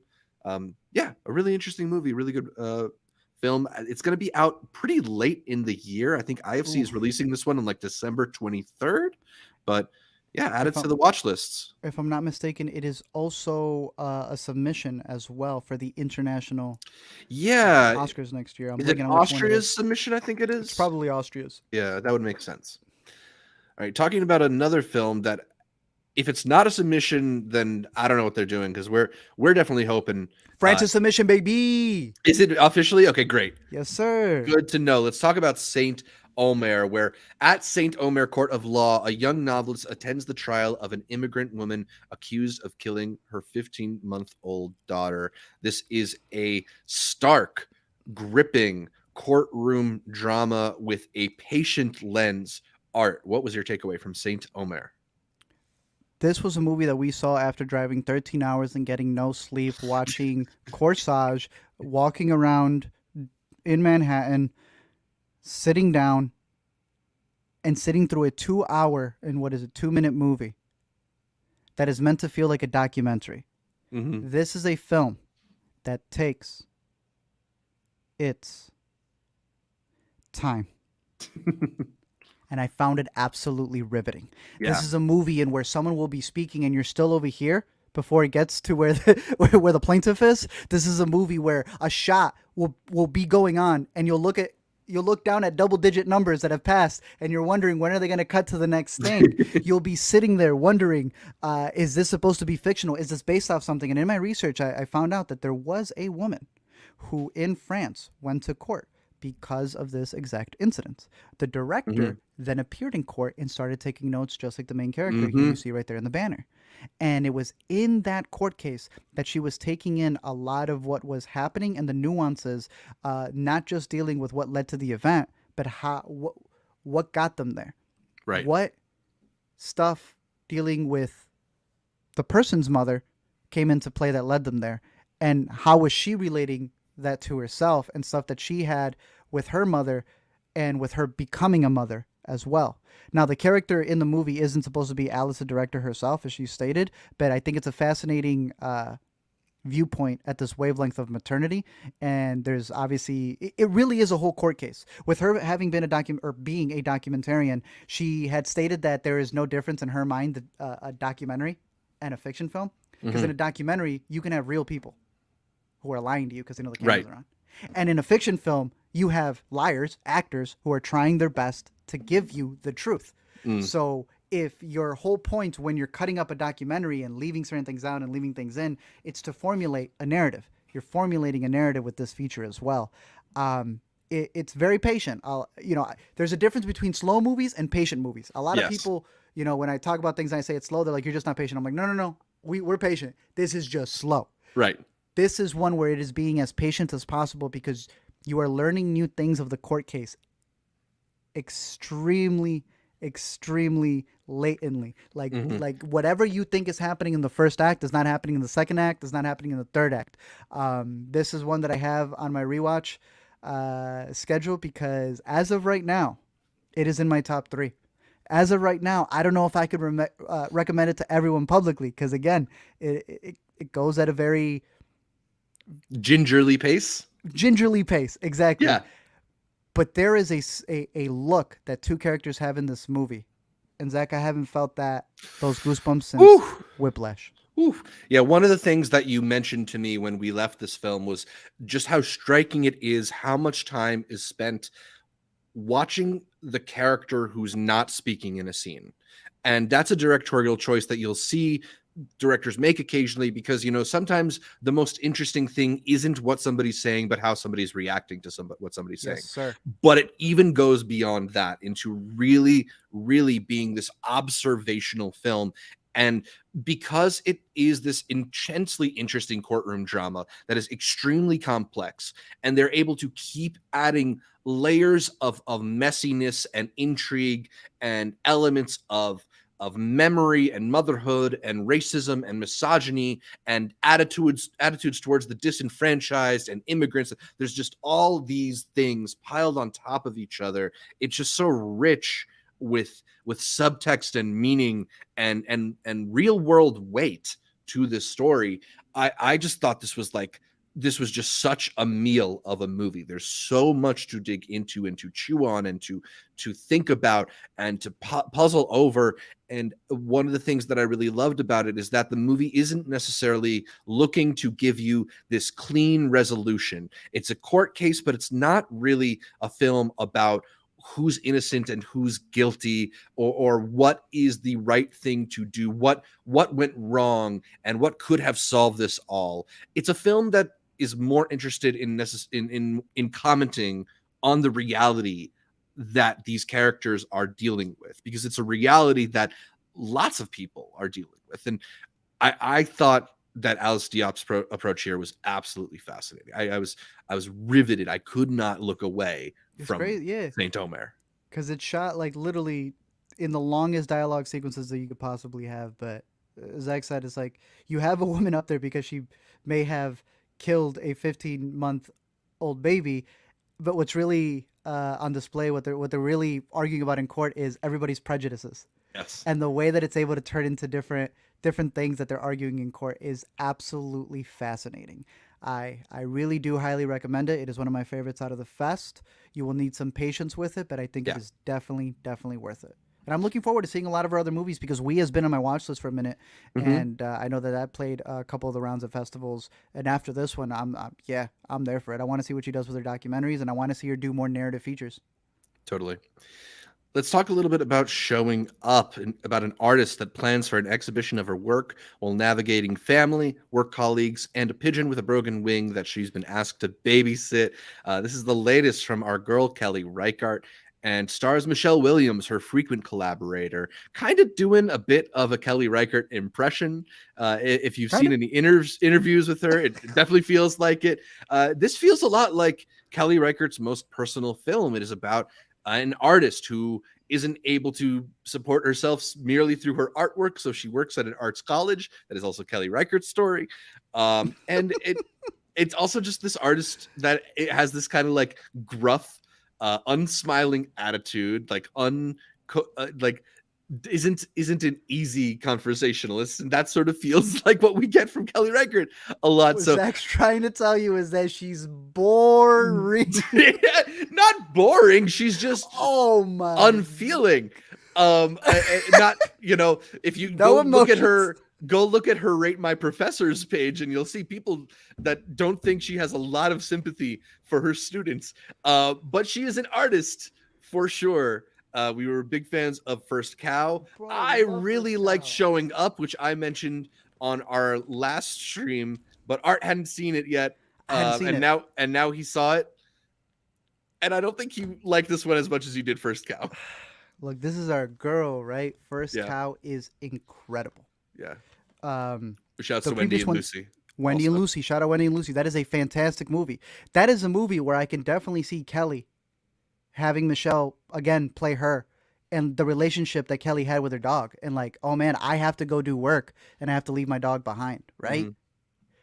This is Kelly going like, man, what if I made a movie about like me being a professor? Like, would that be intriguing? I love my girl. No, it is not. There are some stills to this movie because I don't think there's a trailer out yet. Yeah. She's a very tired professor who everyone around her isn't really getting the stuff that she needs done. She's got a landlord played by Hong Chow, does a really decent job in the movie, and just can't get her hot water. The dog's always in the way. Yeah. 3 Stacks is in this movie because she does pottery. And 2 3 New York Stacks Film helps Festival out. films for him. It's great. White Noise is the better one. But he's good in this movie, Yeah. But he doesn't really help out when she needs the assistance that she needs on her art, and it feels like everyone's always in the way. And she's got these really big bags under her eyes. You don't see it there in the poster, but on the stills, probably in IMDb. Oh my goodness. It is the person who if they stop to talk to you in the hallway, damn, they just drained some energy out of you. It is a really well put together movie. The best stuff that I could say about it is it really is her story, and I love how she said at the end. There's the credits when they roll, and it says like nobody in this motion picture is related to all names and whatever are fictitious, and they spare no resemblance. BS, bro. Everybody in that screening who saw it at the Atlas Tully knew exactly that was them on screen. She's like, it's not about those people. It's just completely about the people who I relate to when I'm going to work. She clearly does not like the people that she works with or some of the people around her. She's got certain things about them that she definitely wants to vent about. But I think she also vents about herself. I think she showcases a version of herself that's kind of, I don't want to say tedious, but it is definitely not as engaging with a lot of other people, and that may cause her to not get the things that she wants done. But it reminds me a lot of The Souvenir. The Souvenir was a movie that was very well put together, and you've told me that part 2 would be a lot better. And we will be talking about her newest movie, and I think it does really well. Because I like when that director, Joanna Hogg, saying, hey, I'm a filmmaker, and here's my relationship with my mom. I'm going to make this movie called The Eternal Daughter. I like that. But when she did the movie about her and her like kind of abusive boyfriend, I didn't want to spend time with them. So that's why I didn't really like The Souvenir. This is the version of Kelly Reichardt where she's like, what about a boring week at my school that I work at? See, you call it boring and I call it meditative. I think this is just kind of like good. Like a Hey, slice that's of that's life. Clean. Yeah. It's like Meditative. a slice of life. You know, this is like a perspective in like what it's like to be an artist and how it's hard to achieve what you want while balancing a life. There's always something pulling you, like your hot water doesn't work. Your brother is being weird. You can't you're something is thrown on you at the last minute and it's going to take you away from the work you really needed to do. I don't know. I just thought there was something really gentle and relatable to a lot of what happens here. I told you, it reminded me a lot of Patterson, which maybe that got your expectations way too high, bro. Because I mess with that movie. But I like this one, and I don't know. I guess we got to leave it up to the inner cuties whether or not this was a failure. We will. One good thing from the Q&A was, just like Tar, this was another film in where Hong Chow observing Williams and the little intricacies that they had came into play into the movie. And I want you to listen to the Q&A because it definitely sounds like there was some slighting involved, all for the film. Right. Of course. Method. But that if Kelly was talking about people who definitely are not interpreted in this movie, then the actors were kind of doing the same thing, taking into account any little things that they may do on set and then applying that whenever the cameras were rolling. So definitely has that realness factor to it. And if you are out of melatonin, showing up, probably be $4.99. Speaking of going to the premiere, this was one of the movies you got to catch at the Alice Tully Hall, and you sent me the video of they were up in the side balcony or whatever you call it. This is so goofy. It's cute, but it's like really funny. They do like the Venice Film Festival thing where like the filmmaking team is up in one of those. What do you call them? Like the booths that are like where Abraham Lincoln sat, right? Yeah. So like where they would have shot him, and they hit him with the spotlight at the end of the movie so you can like stand and clap for him. So everyone looks up and cute. it's there. It is cute, but when you look up and like no one's sitting in the balcony because those seats are closed because they didn't sell enough tickets, so it's like, did they really make y'all walk up there and then they got to walk back down to get onto the stage? It's a little funny. Maybe works better for a sold out screening. Yeah, but it was cute. It was a cute little thing to be there, and the Alice Tully was beautiful. It was a very great theater to go watch something in. Let's talk a little bit about Aftersun, the new film from Charlotte Wells, one that I think both of us are hoping to really revisit because it's a very interesting and interestingly put together film about adult Sophie, who's reflecting on a holiday trip she took with her father at 11 years old by revisiting memories and mini DV tapes. This one also notably stars Paul Mescal in the role of her father. And they've been sharing some really interesting photos. You saw that on A24's Twitter and stuff, where you can see just how close in resemblance Charlotte Wells when she was 11 is to the young girl in this film. Really, really cool stuff. But just as a film, Art, what was your reaction to Aftersun? I had seen her short at Chicago a while back, and I was like, okay, this is a very interesting director. I'm very curious to see what they're going to do with their feature. And the first time that I saw it, very solid movie. Since revisiting or visiting a lot of the Q&As and just the behind the scenes and her approach to it and this discussion about her specifically being the age that her father was. Mm-hmm. You know, it's one of those movies where it's trying to hit on that wavelength of like, are you at that point where how would you be with a kid right now? Uh, and your parent had to, you know, take care of you during this time. I'm at the point where I'm well past the age of both of my parents when they had me. Right. Um, and in here, because she relates it to her father, and the only times that they were able to see each other was on these vacations. That he was always someone who was confused as being her brother because of how young he was, and Mm-hmm. how that kind of established their relationship growing up.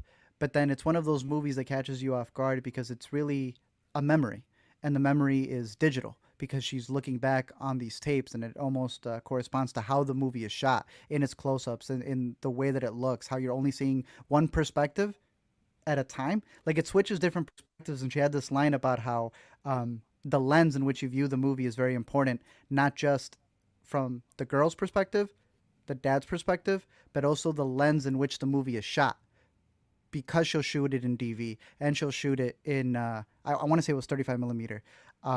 So that's one of the reasons why I want to revisit it again, just in terms of seeing how Mm-hmm. the story is told once you wrap up the movie and you look back at it.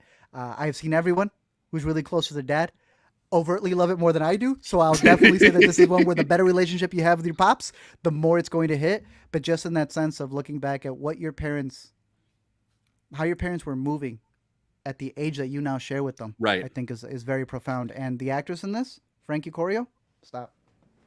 Yeah. Stop. Excellent performance. We'll be talking about Close in another podcast for Chicago. But Frankie Corio gave one of the best young performances of the year.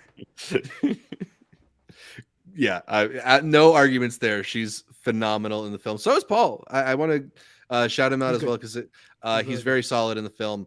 You know, I think the thing that's really you mentioned the idea of looking back on a parent. It is very much about how your relationship with your parent is very different as a child and as an adult, where like as a child they are this figure of like that's supposed to know better, that's supposed to guide you, that's supposed to have control of the situation and whatever. And then when you get older and you start to become closer in age to the age that your parents were when they had you or whatever, you realize like, oh, we're all just figuring things out. And just because they're your mom or your dad doesn't mean that they are always going to be mom like or dad like. And Yeah. I think one of the things that I'm really struck by in this movie is just how happy most of the things that happen are. Like this was like Makes a pretty sadder. right, it's a pretty like happy vacation they have. They go on trips and have fun and they play pool and they go swimming, and then there's just this like really stark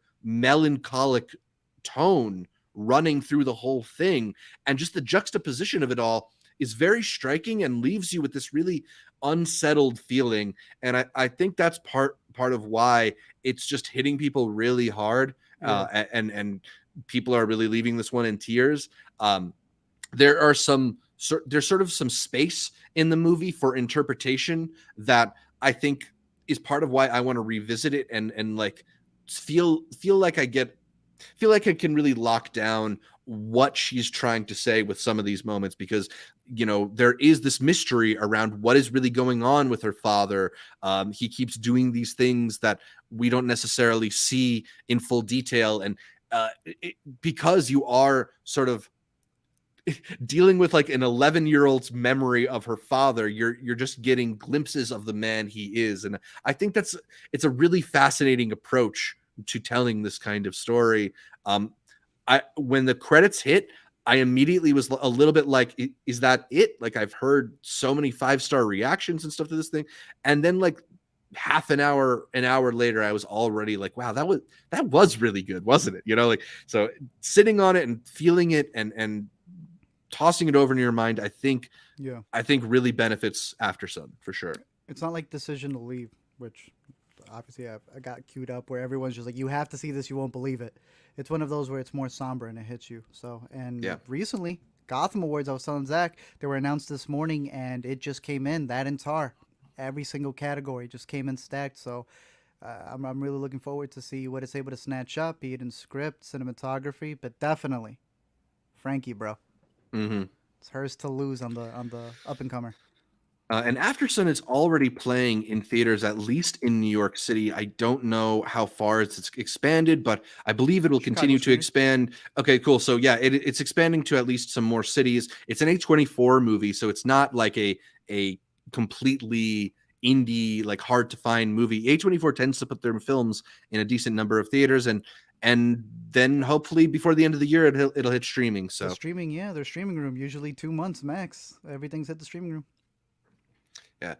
Connor left us a comment as well that I'm showing in the live stream. I know he really responded to Aftersun, as are a lot of people. So it's absolutely one to keep on your radar, especially if you're in New York or Chicago or some big city where it might already be playing. So yeah, shouts to Aftersun. Let's go from a brand new filmmaker to an extremely experienced one, talking about Master Gardener, the new film from Paul Schrader. You know, there's a moment, maybe like 2 scenes into this film, where you see Joel Edgerton sitting at his desk and writing in his diary, and the New York Film Festival press screening crowd all laughed out loud just at the shot of him writing in his diary, because we know this is the Paul Schrader thing. He first before, like, he has not been it's never missed. Yeah, my man's loves to plagiarize off himself, and this is another film where we're talking about a guy with a mysterious, violent past, and what it's like when he meets people who challenge that in him. This one follows a mysterious gardener who helps both a wealthy dowager and a new employee at the garden he runs, both of whom have dark secrets of their own, with Joel Edgerton, Sigourney Weaver, and Quintessa Swindwell, who I didn't know about until Master Gardener, and now I saw again in Black Adam the past week. So yeah, Quintessa is blowing up. But Art, did you enjoy Master Gardener? Why'd you got to say that word? You know, there's multiple words besides enjoy that you can use. But look, I respect all of Paul Schrader's movies, and I love the approach that he has to them.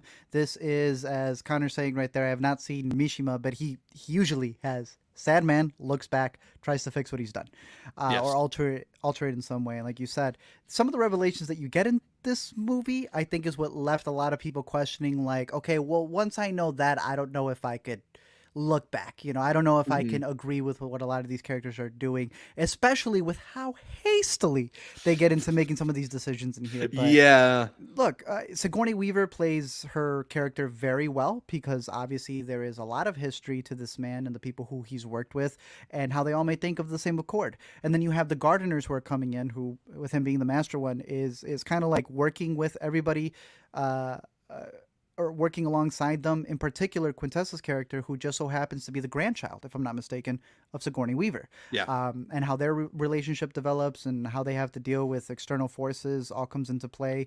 But there were some sequences towards the end, and we saw a couple of different conversations being had on whether some supporting characters were done well or not done well. Everyone in the main cast does a fantastic job, even when they're hit with scenes in the script that are like, oh, really? This is what these characters are decided to do right now. They somehow, through the direction and through the performances of the leads, are able to feel like a weird decision a character made and not something that came out of nowhere. But there are some supporting performances where it felt like we were still seeing the rehearsal. And some critics tried to argue about that. I'm like, no, my G. Like, maybe you've never met people who would be in that scenario, but they don't act like that. Those felt like the rehearsal moments of a sequence that's supposed to be very violent, and I think those were the moments that kind of caught me off guard. Felt like they were still doing the Clint Eastwood first take and then calling it quits. But I don't think that that's what's going to deter a lot of people from this movie. It's, again, taking someone's past and seeing how quickly you can look past it. I didn't hate the movie, but it was a weird movie at 8 o'clock in the morning, Zach. Yeah, maybe not like good 10 a.m. watch. And, you know, it is Paul Schrader on the script, so there are some really great lines in this one. There are some banger quotes. And then there are a couple moments that are a little bit like, I could have probably used a little bit more of a detailed rewrite there. I think Schrader has this tendency to occasionally use some pretty stilted dialogue in his films, and I think the idea, or at least what some people try to explain it away as, is it's this sort of like, you strip the emotion out of a line reading in a way that sort of makes it more interpretable for an audience. It's kind of like you become a blank slate that the audience can project emotion on. But pairing that with certain scenes that happen here just creates kind of like a silly quality that does not help the moment, right? Like it just sort of feels performed rather than lived. And I think you need a movie like this to feel lived. And I don't know, when we talk about the like recent trilogy of films that he's embarked on, First Reformed, Card Counter, and now this, that apparently is going to be made into a quadrilogy soon. I think I've been getting diminishing returns off all of them. I liked Card Counter. I love First Reformed. This one I thought was just okay. Maybe good in moments, but doesn't all add up in the same way that I think those last films did. I think I have them ranked the same way you do. Yeah. So I'm still going to show up for a Paul Schrader movie, but not necessarily my favorite one. Although I'm glad it's not his last. There was a lot of rumors that this would be his retirement film. Yeah, boy was sick too, so I'm glad the man's up and running. Hopefully, Yeah, no. recovered from COVID. All right, let's talk about the wildest. Is that a fair descriptor to use? Yes. Wildest film we saw at New York Film Festival? Yes. 100%.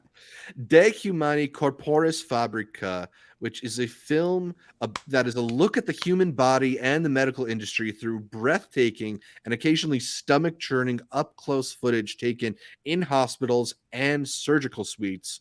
This is probably the movie that I most wanted to walk out of during our experience at New York Film Festival, and it has nothing to do with the quality of the film. I think this is a pretty breathtaking film in terms of its ambition and the types of visuals they're able to create. Not just the visuals. I was really struck by the sound, which really kind of puts you viscerally in the moment of these surgeries. I can't imagine they're capturing that sound with those tiny cameras. Maybe they are, but I don't know. It's you feel the film when they're poking at an eyeball to perform surgery. You feel it in your eyeball. So it is effective. But oh man, I was not. People were leaving this movie in waves in the screening that we saw. I wanted to leave it because of the quality of the movie, because of how high definition it was of what we were looking in the body. And Zach's right. It was very fascinating to see as they're doing another part of the body that they're dissecting. Oh, so the first two organs were fine. This is the organ that gets you. It's just like seeing what people's breaking points were throughout the movie that I found to be really funny. But in that, you just get fascinating footage. It is disgusting for sure, but it's like procedures that have to be done.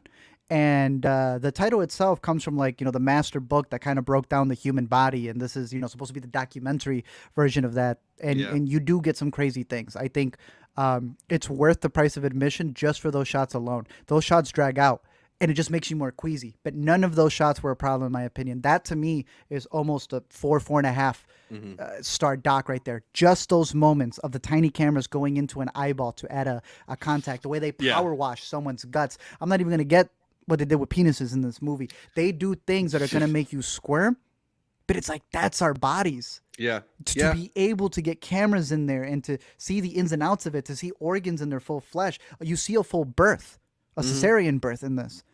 Yeah, which I've seen births in like health class and movies and stuff. I don't think I've ever seen a cesarean birth. Right?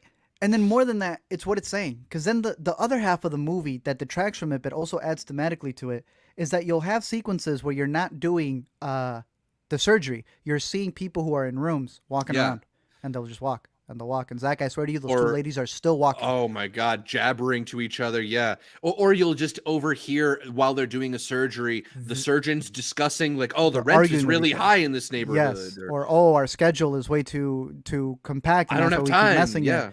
And then you start seeing them mess up on the surgeries. And then you start realizing what it's actually commenting on. And it's like, you buy the ticket to go see, what cameras are they going to put where in the human body to see how crazy is this going to be? And then the part that detracted me from a lot of it until I realized towards the end, I was like, oh, that's what you're commenting on. Yeah. Those people don't have a surgery that needs to be done. They're the elderly people who are not being taken care of. And you're seeing the surgery now going wrong because it's all of these hospitals. The whole movie is about the hospital systems failing people. Yes, it's simultaneously a look at how amazing the medical industry is and how awful it treats people. So I think it is a very stunning piece of film, but one that is not easy to recommend at all. No, yeah. And it's funny because to me, it's like I feel, again, that it's not the crazy shots of the organs that are going to get people. It's that, like, the ending is what? The ending is a 20-minute dance sequence where you're not seeing the dancing. You're just seeing murals. Yep. And I'm like, all right, those don't really do it for me. I understand the elderly people who walk around, but at a certain point, I'm like, I think I got it. Let me see more. Let me see more of the internal stuff. But I was really fascinated by the doc, even with the slower parts, and I found it to be very profound. Yeah, a very profound and unique documentary for sure. Let's talk about The Eternal Daughter. We mentioned it before, the new film from Joanna Hogg. This one is about an artist and her elderly mother confronting the past when they return to a former family home that's become a hotel. Some people are calling this one the Souvenir Part 3 because it is That's fair. another kind of autobiographical look at her life. And I think Tilda Swinton played like a very similarly adorned mother character in those films. Swinton is doing double work here, playing both the artist and her daughter in the film, which adds a really interesting layer to the movie. Another kind of like metatextual thing, especially considering how Honor Swinton was playing the Joanna Hogg role in the two Souvenir films. Art, this has been described as kind of a ghost story. Do you think you see it that way? Yes, I think after the fact for sure. Yeah. But I do agree with you with the Souvenir Part 3 elements, because in the Souvenir, if it's her having to make the movie, and that's who Swinton's daughter plays, having Swinton play technically Joanna Hogg in this movie, and Joanna Hogg almost venting about her relationship with her mother and this idea of not being able to have children, but because she's a filmmaker, to a degree, those are her children. I thought was a really good look at, as you put it, a ghost story that's looking back at the memories of this one place where they would always meet up. This place that doesn't just signify, it's like a hotel, right? It doesn't just signify where she goes to write. It's also where she grew up as a child and her mother grew up as well. So it's like the cycles of motherhood, but then how that's compared to her work. And again, that is something that is covered in the Souvenir Part 1. Here, I like it so much more. It's almost a little puzzle piece-ish, because there's one line that I've always loved, especially in like folk horror, and it's this idea that every room in England has always had someone die in it. Like that's how long these places have been, that you'll always see a story behind a room, and this is definitely that type of movie. We caught onto it pretty quick, I guess, is an approach that I would say. And the later you catch onto it, I don't think that it affects the movie, because it's not even what you think it's going to be. It's still an inverse of that. And I think it's a very special film. I like it a little bit more than you do. I don't love it. But I really like what she was going for. And maybe on a rewatch, because what we thought we had pinned down ended up being like a parallel version to that. And it's really good. It's really good in the sense of being a love letter to her mom.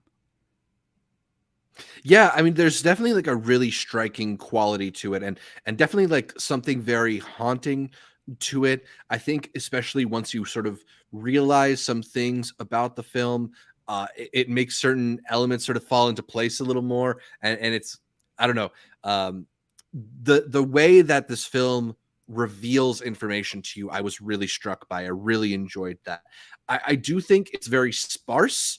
It feels almost more like a short film. It's only 90 minutes, but it feels like it could have even been shorter.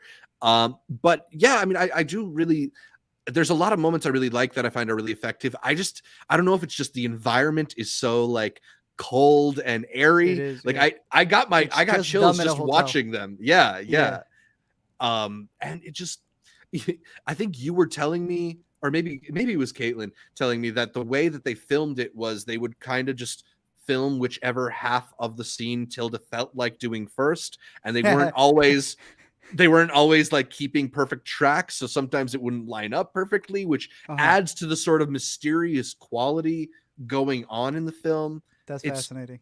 Yeah, it's very fascinating, and I think a very effective movie. I think ultimately I go Souvenir Part 2, The Eternal Daughter, and then Souvenir Part 1. Okay. But yeah, very interesting film. I'll let you know once I catch that other one. But hey, if you like Tilda, it's Tilda playing Tilda and Tilda's mom. So that's always good. Yeah, absolutely. Let's talk about R.M.N., another film that played in New York here. Tensions build in a Transylvanian community after new immigrant workers are hired at the bread factory. Simultaneously, Matthias, a worker in Germany, returns back to his home and wishes to get more involved in the life of his wife and his son and an ex-lover who works at the bread factory. This is a pretty interesting film. I liked the way that it built and ultimately gets to this very interesting confrontational scene of sorts that to me was the best scene in the film. It kind of feels like I don't know if I think you caught Bad Luck Banging or Looney Porn. The way that film gives you a lot of information and character elements, and then once the characters all sort of come together in the end, that's the most interesting stuff. I don't know if I just saw this one a little bit too early in the morning or whatever, but like I was a little bit puzzled by it, especially the ending. Like we saw it, and Alina afterwards asked me my thoughts on the ending, and honestly I was a little bit like I don't know. Ask me after a nap. Thinking about something right there, yeah. But Art, what did you take away from R.M.N.? All right, so I've seen 40 movies since I've seen R.M.N., and it's been fascinating to see a through line. We always talk about these festivals. What are some doubles, some twins, some repeating motifs? Right. And R.M.N. feels like the pit stop. I like it. I don't love it, but it feels like a pit stop to a lot of adjacent ideas. Mm-hmm. There is an element of No Bears, another movie which played at the festival. Yeah. That this movie hints at. But that's what No Bears is. It's just a hint here. There is an element in here about people not wanting others in the community who are foreigners because they feel that it's taken away from them. But they kind of want to advance, and they know that in advancing you kind of need other people to come in. But we don't want those other people to come in, so then you're not going to advance, and it becomes this vicious cycle. Bestias, my friend, is a movie that came out of Chicago, and Bestias does that impeccably well. So I've just been seeing all of these movies since R.M.N. that take what R.M.N. was going for, and it's almost like answering questions in R.M.N. for me, because I'm like, oh, now that I've seen a feature of that one little thing R.M.N. talked about, that's what it was aiming for there. That's what the ending was. Say what you were going to say? I was just going to say, I think that element of it, that they're almost like in the middle of the totem pole of immigration, where this is a community simultaneously where many people leave it to find work, but also people come there to find work. And that was a fascinating thing.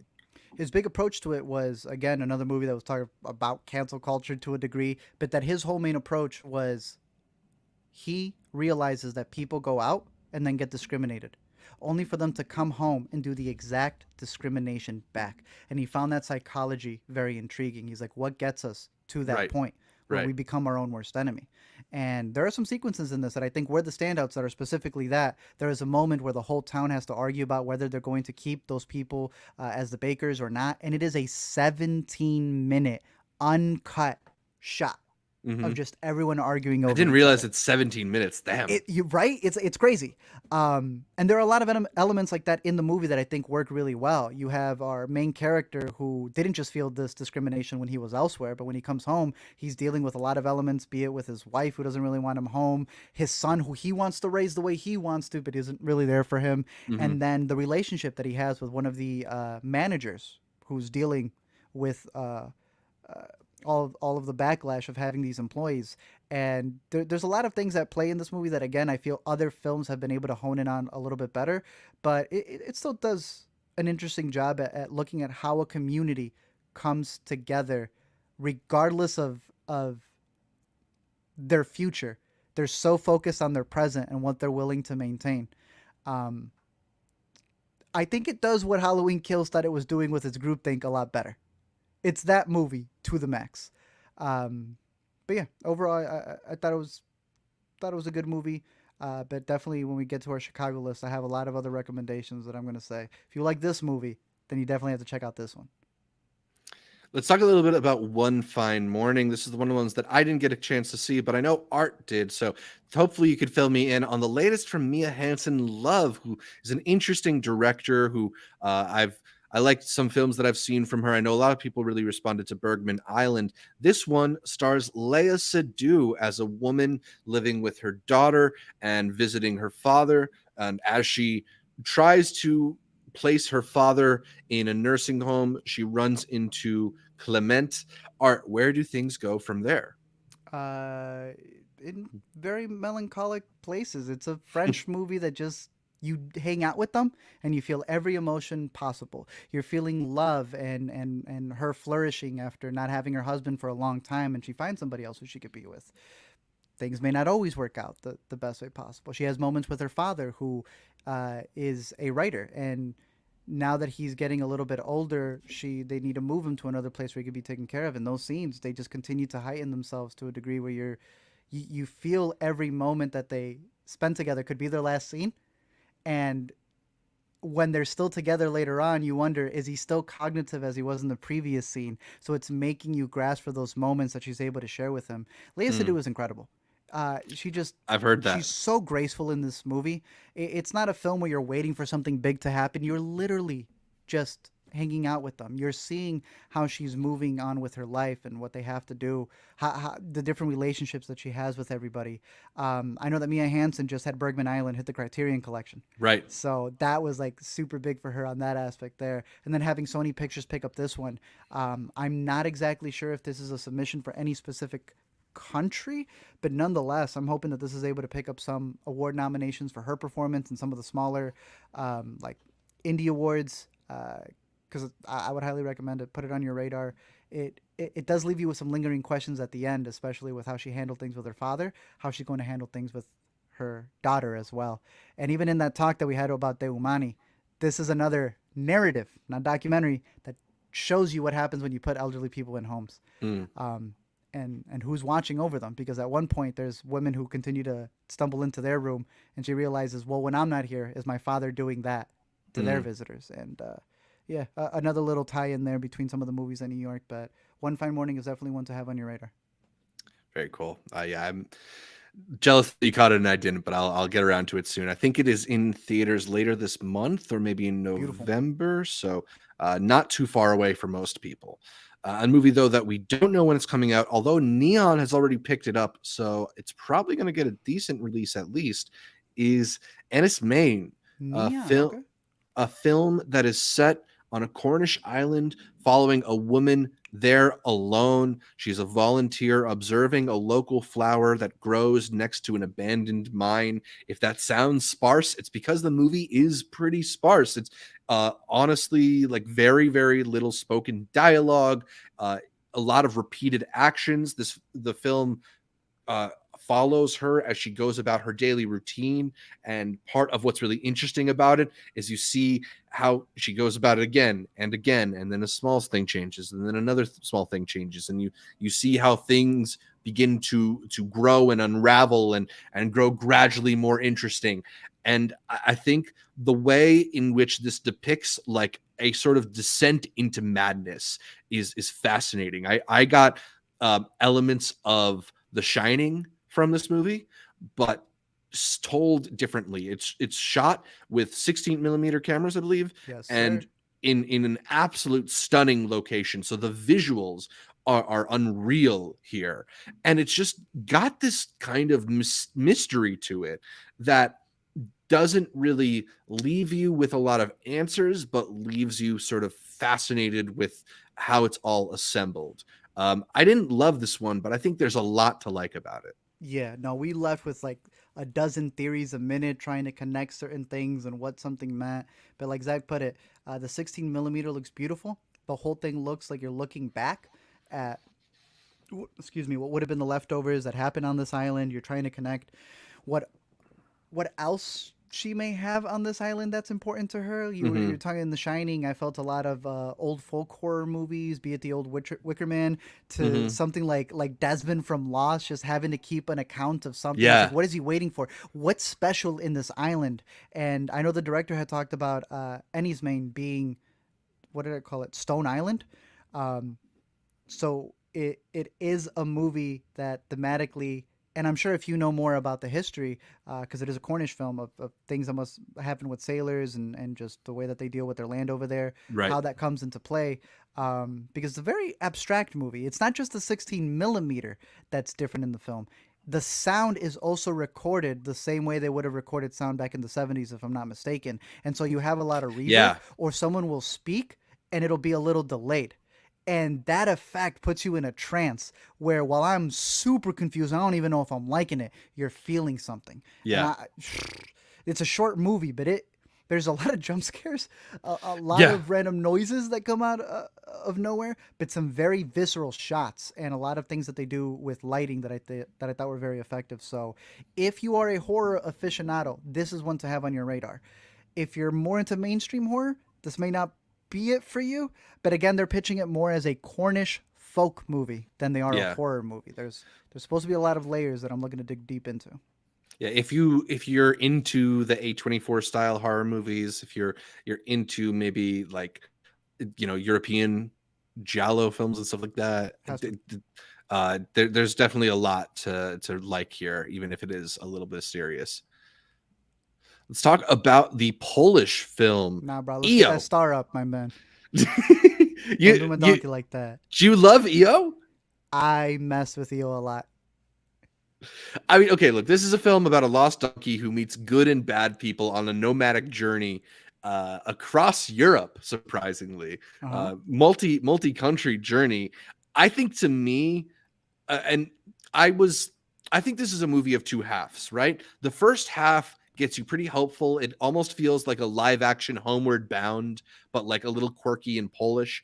And then the second half goes full ending of Uksha, goes full cow from Andrea Arnold, goes full Gunda. And I don't know, man. I don't know if I can do one of these movies every year. My heart is just too gentle for it. I think that's why they're so good. I think it's because it's putting you through something so visceral that you're not expecting. Do I agree with you that we need more babes in the city? Yes. We need some of the softer stuff. Because every single one. Right now you have the effect from the Letterboxd October blood coming down. But that could look like a shot off of this movie. Because they put this donkey through a lot of it. But that poster, the donkey does so much acting through its eyes.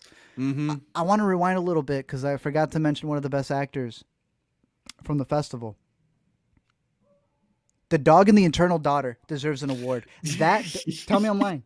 That dog in that movie was better than some of the performances I saw from Leeds this year. That dog was really good in The Eternal Daughter, and I'm wondering if it's one of her new adopted dogs, because I know her previous dogs were in a short film for Tilda. I think it was actually Tilda's dog. Okay, probably. Well, give that boy a raise.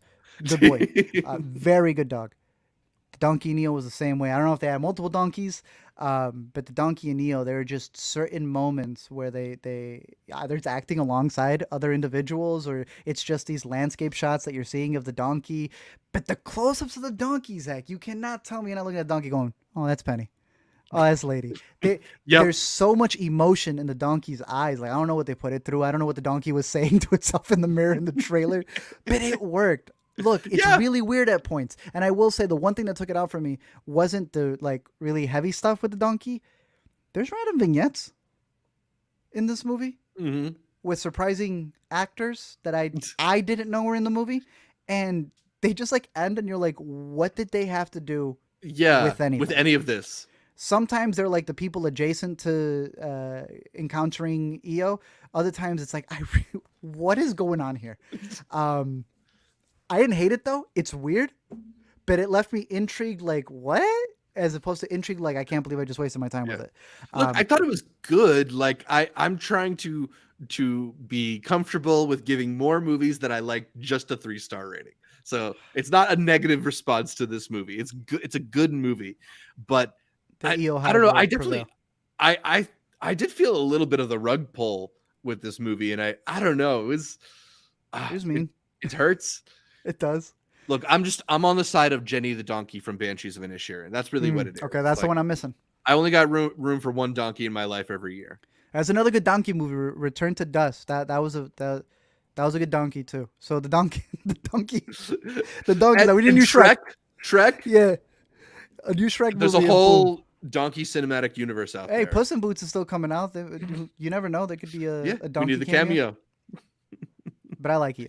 Yeah. All right, let's talk about the centerpiece film at this year's New York Film Festival, and also the film that lent itself to the posters from the New York Film Festival this year. Nice posters. It is All the Beauty and the Bloodshed. It's a look at the life of Nan Goldin and her battle against the Sackler family, the family that is one of the biggest in big pharma, responsible for Vicodin, OxyContin, and many of the drugs that America runs on more than Duncan.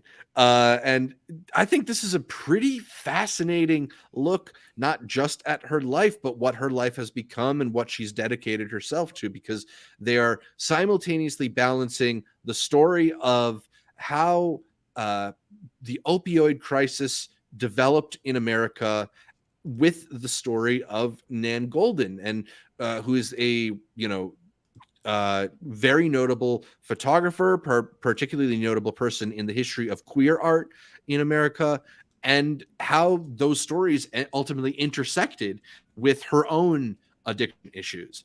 And I think a lot of times you see films, particularly documentaries, that try to balance two pretty disparate elements, and it doesn't really feel like they are of the same film.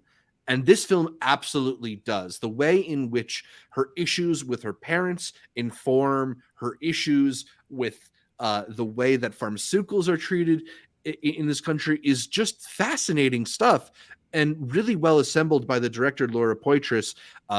It's a very, very good film. I think I ultimately did want it to go a bit deeper into maybe both halves of its whole, but Yes. it was still like fascinating to watch. I agree with you. We have had so many, be it docu-series, miniseries, movies, all dealing with the subject matter. I'll pause that now that you pulled this up. As Zach had said, these were the posters, and it wasn't until the middle of the movie that I realized, I was like, oh, they're her pictures. The first one's cool. I know that one sold out real quick. But I was telling Zach, I wanted this next one that you see right here so bad. I thought it looked fire. That's the one and we I got. Snoozed. So if anyone has that out there, please let me know. That was sick, because they show this shot in the movie as well. But again, it's looking at her work that I think brings a different perspective to it that I thought worked really well.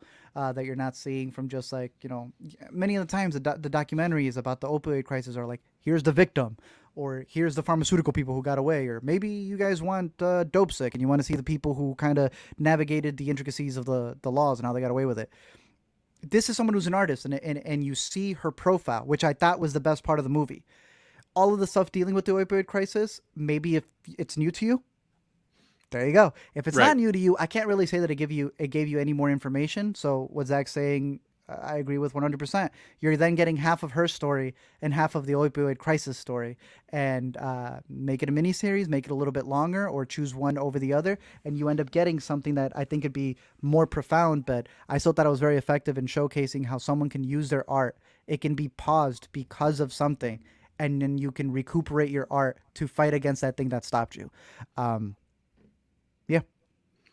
It's also a really fascinating depiction of how an artist can use their platform to incite real change. And yes, maybe that change isn't on the kind of systemic level that would, be kind of like life-changing kind of stuff. But like for an artist, for a person who is known as a photographer, the way that she's able to put her work in between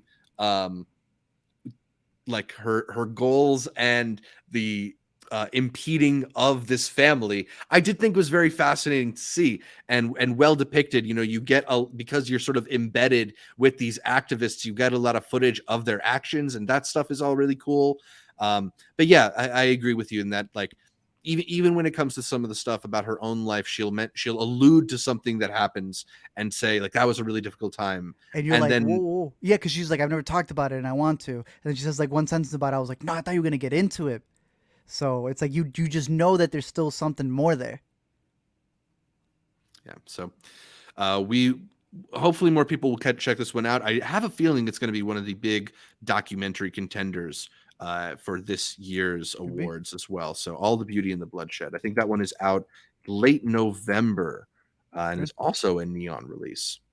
Oh, look at that. Let's talk about Trenque Lauquen, which is a 4.5-hour film that you caught the first part of. Oh, so the festival was 3 weeks, and we were going to be able to make it to the last week. And luckily, Chicago was playing a couple of the ones, but there was some that weren't going to play, and there was like no way to get them. So I want to say a big thank you, shout out to a lot of the press teams. We reached out to them, and they were able to get us some screeners for a lot of the movies that we had mentioned. And this is one that we also received. We've been able to see part 1 of. It is 2 parts, and the press screening was supposed to have an intermission in between as well, which is always fascinating to see on a film schedule. Sundance has done that in the past, where they showcased they were supposed to show all of the Genius doc, all of the Cosby doc. They did this for the Michael Jackson doc. They did this for the OJ Made in America. So maybe at Sundance, this will play there. Part 1 is fascinating. This is supposed to be almost like a spiritual trilogy that this director has done about just really women walking around. That's what a lot of people have called it, the women walking around trilogy. But in part 1, you have 2 dudes looking for a missing woman. And you get interjected scenes where you kind of see what each man had with this woman.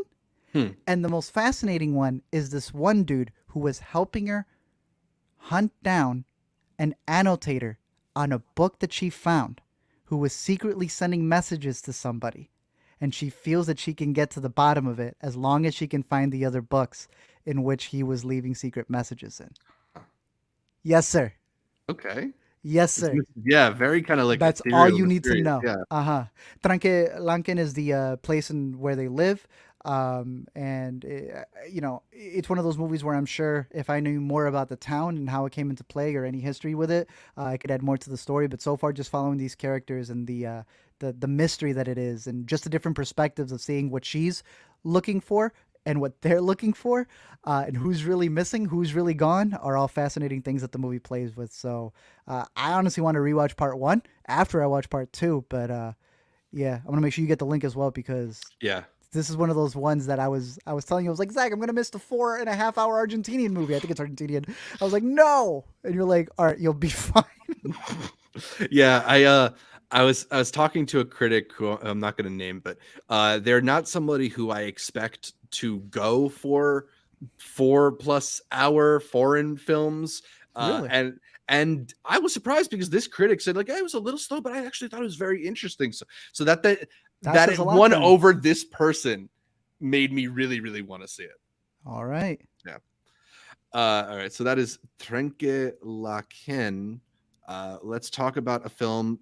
We would go from a film that Art saw and I didn't see to a film that I saw and Art didn't see. It was a world premiere of a new Martin Scorsese documentary. I guess maybe every damn time. maybe co-directed with David Tedeschi. But yeah, we get some new Marty in our lives with Personality Crisis, One Night Only. This is a movie that is a Showtime Documentaries film. Shout out to Showtime Documentaries. A lot of really good stuff. Good. They've been really making a name for himself. Very good. I guess eventually it's going to be more fuel to add to Paramount Plus, but they're getting a lot of good movies whenever they add those there. This one is a profile of David Johansen, who's the lead singer of the New York Dolls, a fundamental band in the early punk era. And it also highlights his transition into the personality of Buster Poindexter, who he's performed at in the later stages of his career. And I think what really stuck out to me is the sort of is the way that it's told in a very casual sense.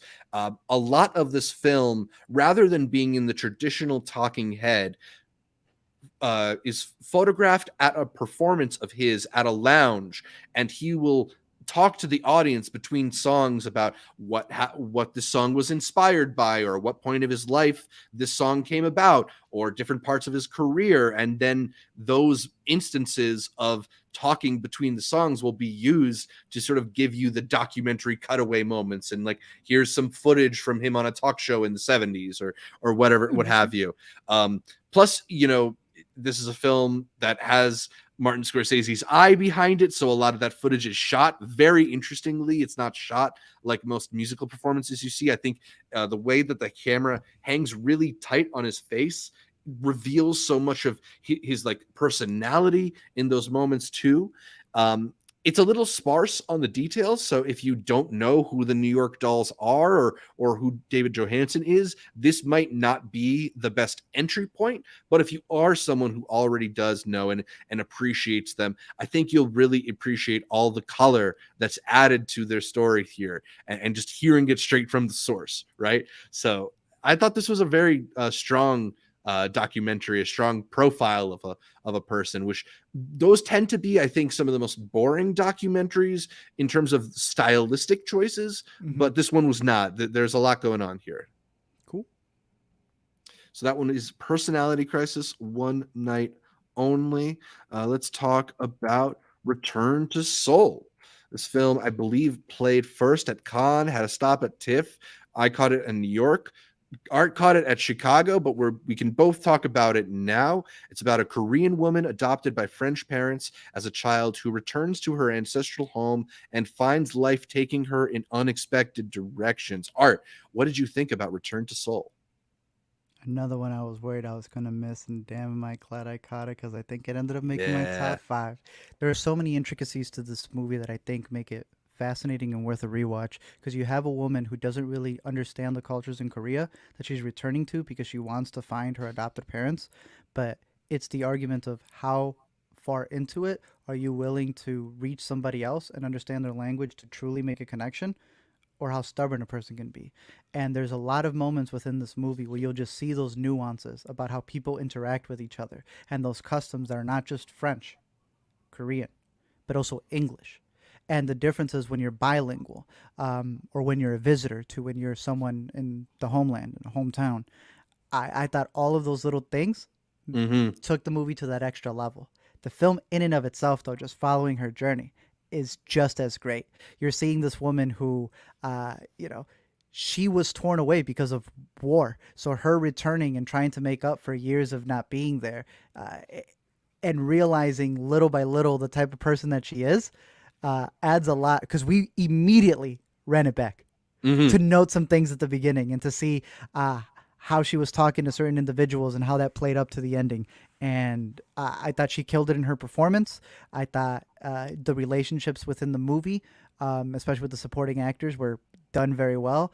And this is a movie that I hope gets a pretty big release. I think it's Sony Pictures. I could be mistaken. But it's definitely worth it, because it is not just in Korean, it's in French, and it's also in English. And I think the nuances of knowing each language and how they're played in the film is also very intentional. This is a film. Like it. This is a film that does one of the things that I love about Moonlight, in which you leave a character sometimes for a long period of time and you return to them in a very different place in their life. And it lets you kind of piece together what's happened to her, right? Like what's evolved in her life. What about the events that we just saw pushed her in that direction? And I love movies like that are really chart the journey of a character as she comes to understand new things about herself, as she comes to new sort of conclusions about who she is and who she wants to be. And like you said, that intersection of cultures, the way in which she will say something to someone in French who will then translate it into Korean, but not translate it word for word because they don't want to hurt somebody or don't know how to properly say it, and like all those little nuances of character just reveal so much. Yeah, and that's been a big thing, especially with a lot of these movies where the directors are international directors. Yeah. You'll get someone trying to translate and they're like not properly translating. Or you'll have like the person who asked the question finishing the translation, or the person who was getting translated go, actually, no, this is what I said, and they're translating themselves. Translation is such a key part, obviously, Yes. in communication, but when it comes to this movie, the way that you're able to see how things can get lost in translation and what that causes in relationships and what that even means in a global scale, because obviously it's a personal movie, but Yeah. I think the movie is talking about a grand scale, about how we can go into other countries or deal with other cultures and not care about learning said language or customs and just coming in and just. There's a certain point in the movie, this isn't really spoiling it, but adding a context to, like, the English in the movie feels like graffiti. That's how I'm just gonna leave it at that. Maybe that'll intrigue you. I feel like the movie uses English and a lot of American things as just graffiti in Yeah. places where it's not really welcomed, but you realize it's something that just needs to be there. Yeah, it's a fascinating movie for sure, and I don't know, each new twist kind of adds a little bit to like the complex story of these people. I did think it was a little bit withholding in details, and that might be frustrating for some audiences. On the Like first watch, yes. that was something that frustrated me when I like got to the credits, but like you sit with that movie and you think about all the things they're throwing at you, and I'm jealous that you got that link so that you could run it right back. There's a lot going on here. It's a really cool film. Okay, let's talk about the Novelist film. Directed by Hong Sang-soo, the film follows a female novelist on a long trip to visit a bookstore run by a younger colleague. I chose to skip this one because they were showing two Hong Sang-soo movies back to back, and I don't know, man. Dude's not my favorite filmmaker. He kind of has a reputation for repeating himself a lot, and I don't know. There's only so much of it I could see, but I think this is your first Hong Sang-soo experience. Somehow, dude, I went back, and I looked at my watch list, and it turns out right there, every single movie in the top row, I think, is on my watch list. Yeah. He is Hotel by the River too. This man always has movies playing at festivals, and I never get to catch his movie, Yeah. or there isn't a link or something, and it's been that time and time again. So I made sure to catch at least one of them because he had two playing at the festival. Walk Up, a movie about a dude who like goes up a walk up and he ends up in a different. He's just looking to see the real estate and he ends up in a completely different time period. That sounded fascinating. And then this one where you have a novelist who is deciding, what if they were going to make a film? Would that film feel any different than a director's approach? And it's definitely more awkward. Again, I don't know all of the intricacies in this filmmaker and how he chooses certain things over other things, but it feels like the movie's very meta in that sense. So Yeah. I've been seeing a lot of people's reviews taking that into account and their relationship with his past films. I don't have that, and I still found it to be very effective. So Okay. it'll be interesting to rewatch this one later on because you are simply just following a novelist who's going about her day, visiting a bookshop, coming across different acquaintances, and a lot of the movie would just be them stopping and chilling for a while, and then maybe that conversation doesn't go well, so she'll meet somebody else, and now she's just talking to this person, and the movie in and of itself is pitching the movie. What if the novelist is walking around like made a movie? So like you're almost watching that movie. So there's this meta-ness to it that is pretty cute. There's just long sequences of people conversing. They drink something in the movie, which I had Googled it as well because I was just like, I don't think I've had that. It's a Korean milky alcoholic drink. I've never had it in my life. I'm going to be going to my Binnies to try it out because they had like 5 bottles of this. Okay. In the movie. You saw how they were drinking in Return to Seoul. Yeah. Nah, they were killing it in this one even more. And again, comparing Return to Seoul to this, a movie that's really getting into the customs of pouring your own drink. Seeing that in this movie, I was just like, oh, that seems to be something that they do. And then Return to Seoul drives it home. Right. No, I thought it was a pretty decent watch. Again, if you're not a patient viewer, I can definitely see you seeing it as a very slow movie. But I thought the awkwardness and where you have people who come into a room and you're like, is that person looking at me? I don't know if that person's looking at me.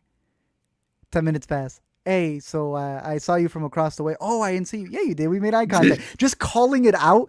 It's that type of movie where people aren't thinking something and not saying it. She's gonna say it. She's gonna open her mouth and say exactly what she feels. And I don't know. I kind of like following someone who's willing to say what's on their mind and not just leave it for the next one. Yeah. Connor says, yes, it is very, very low budget. Like, it's not just black and white. This thing looks like they had no lights. It's grainy when it probably shouldn't be grainy. It's minimal setups because they didn't want to set up multiple times. I mean, my man's But on it a works. a 2 movies per year schedule. He's got to move. He's got to keep it I like going. it. Someone's got to be on that Woody schedule. All right, so that is the Novelist's film. We got one last film out of New York. It is the closing night movie. It is The Inspection, which comes from Elegance Bratton. It's kind of telling his own life story because it's about a young gay black man who's rejected by his mother and few options for his future, turning to the Marines, doing whatever it takes to succeed in a system that would kick him out if they knew who he was. And yeah, I mean, I think it's a very effective film that really giving you his life's experience. I think there are scenes that are very compelling, but I think ultimately, like, the messages of the movie are a little bit mixed and bizarre, where there's certain people who do tolerate him and others that don't, and like the takeaways over like what he accepts are a little bit strange, because ultimately this is about a man trying to find a place for himself. And I don't know if I agree with what the film thinks is his place, but I thought the performances were excellent. Jeremy Pope, who's in the lead role as Ellis, is really, really great. Your boy Raul Castillo, Yes, sir, dude. Just got the Gotham nom too. It's very, very good in the film. A lot of people also were stunned to see Gabrielle Union in a bit of a different part for her. It kind of feels like the Naomi Harris role from Moonlight, in that it's a little bit of a darker maternal figure. So there's like some elements here that are good. Also, bizarrely, the score for this film is done by Animal Collective, which Interesting. I don't know. I wasn't expecting that given the type of music Animal Collective makes, but it works. I don't know. I think it's a film that I liked in parts more than I liked as a whole. And I do think Elegance Bratton is a strong voice, but I don't know if this was just not the story for me. I didn't see the hope that I think he saw, because this is one of the ones that we got the Q&A for afterward, and his takeaways from his own movie were not mine. It's making me more intrigued for it, but I've heard the same thing from the Carscast boys. I think Amanda may have seen it and said the exact same thing. Yeah, so she did. It seems like y'all are on the same accord. I think I'm going to be as well. So I would still recommend his previous documentary, Peer Kids. I thought that was really good. We were able to catch that at one of the virtual fests, but okay. Yeah. All right. An up and down New York Film Festival, but I gotta say, I think it was more ups than downs. A lot of really cool stuff. And, you know, we've talked about this in the past. We tend to like binge our movies and pack movies in. I know with Chicago, you gave yourself some 4 or 5, even a 6 movie day. New York, they kind of slow you down. They keep you to like 3, 4 movies, maybe 2 per day. And it's nice. You get to marinate a little bit extra with the films, toss them over, think about them, go see a Broadway show at night. It's a fun festival. That's what we messed up. We had other things to do, because the festival is perfect. They leave you with enough time to go get some dinner, whatever else, but we're trying to catch too many things there. But it's a really awesome festival. I think just in terms of it being a public one, again, you could just show up, watch 1 or 2 movies. You buy the tickets online, go to a rush line. You're just able to watch a couple things without having to completely invest in the festival. But for those of you who have your own YouTube channels or are trying to build up stuff on press, I think that the way that they handle press is honestly better than Sundance, TIFF, a lot of the ones that we've been to, because they do a really great job of scheduling it for you, so you're not worried about missing another movie. It literally is just, here's the 3 weeks, show up. Yeah. And There's only one movie playing at this time. There's only one movie playing, yeah, and they got it. you out just in time. So no, I can't wait to return to it. I need more time, definitely, for the New York Festival, just to be able to fit all the other New York stuff that we like to do. Yeah, right. But it's really cool to be able to go to these movies and have the Q&As with the people to come out, giving good insights, and just overall really good venues to see the movies in. And you can't beat being in New York, man. Absolutely. Do you have a top 5 from New York? I can rattle mine off if you needed a minute to assemble yours. No, I got you right here. Let me try to see what I got here, because obviously I can't include Decision to Leave, right? And I can't include Trenque because I've only seen part 1, but I'm going to give them the shout outs. So as of right now, it seems like my rough one, I'm going to give you 6, is EO, Corsage. Ooh, okay. Return to Seoul, coming in right there at the last minute. Oh, yeah. Bones and All. Tar. Great movie. And Saint Omer, which we're still trying to figure out how to fully say. Saint Omer, when we went, it was Saint Omar. So I've heard it in several different ways, but I think those are my solid little bunch right there. And a lot of the other ones that we mentioned, I think there are good things in One Fine Morning, The Humani, Eternal Daughter. Zach, how'd you rank yours? All right, so since you gave me 6, I'll give you 6 as well. And we've got half overlap here because I'm going Tar. That's probably my favorite of the festival. I'm going Bones and All because I thought that movie is so great and earnest and lovely. I'm going Saint Omer as well because it is a stunning movie that I will not soon forget about. And like you said, that when the character looks at another character in that movie, that look is burned into my brain. But 3 that I got on my list that you didn't have on yours. 1, I knew you weren't going to put on your list. That's Showing Up. I really like that movie. 1, I'm surprised you didn't have on your list. Where's White Noise, man? As you see, I saw Return to Seoul, Bones and All, Tar, Saint Omer, EO, Corsage. It's there. It's there.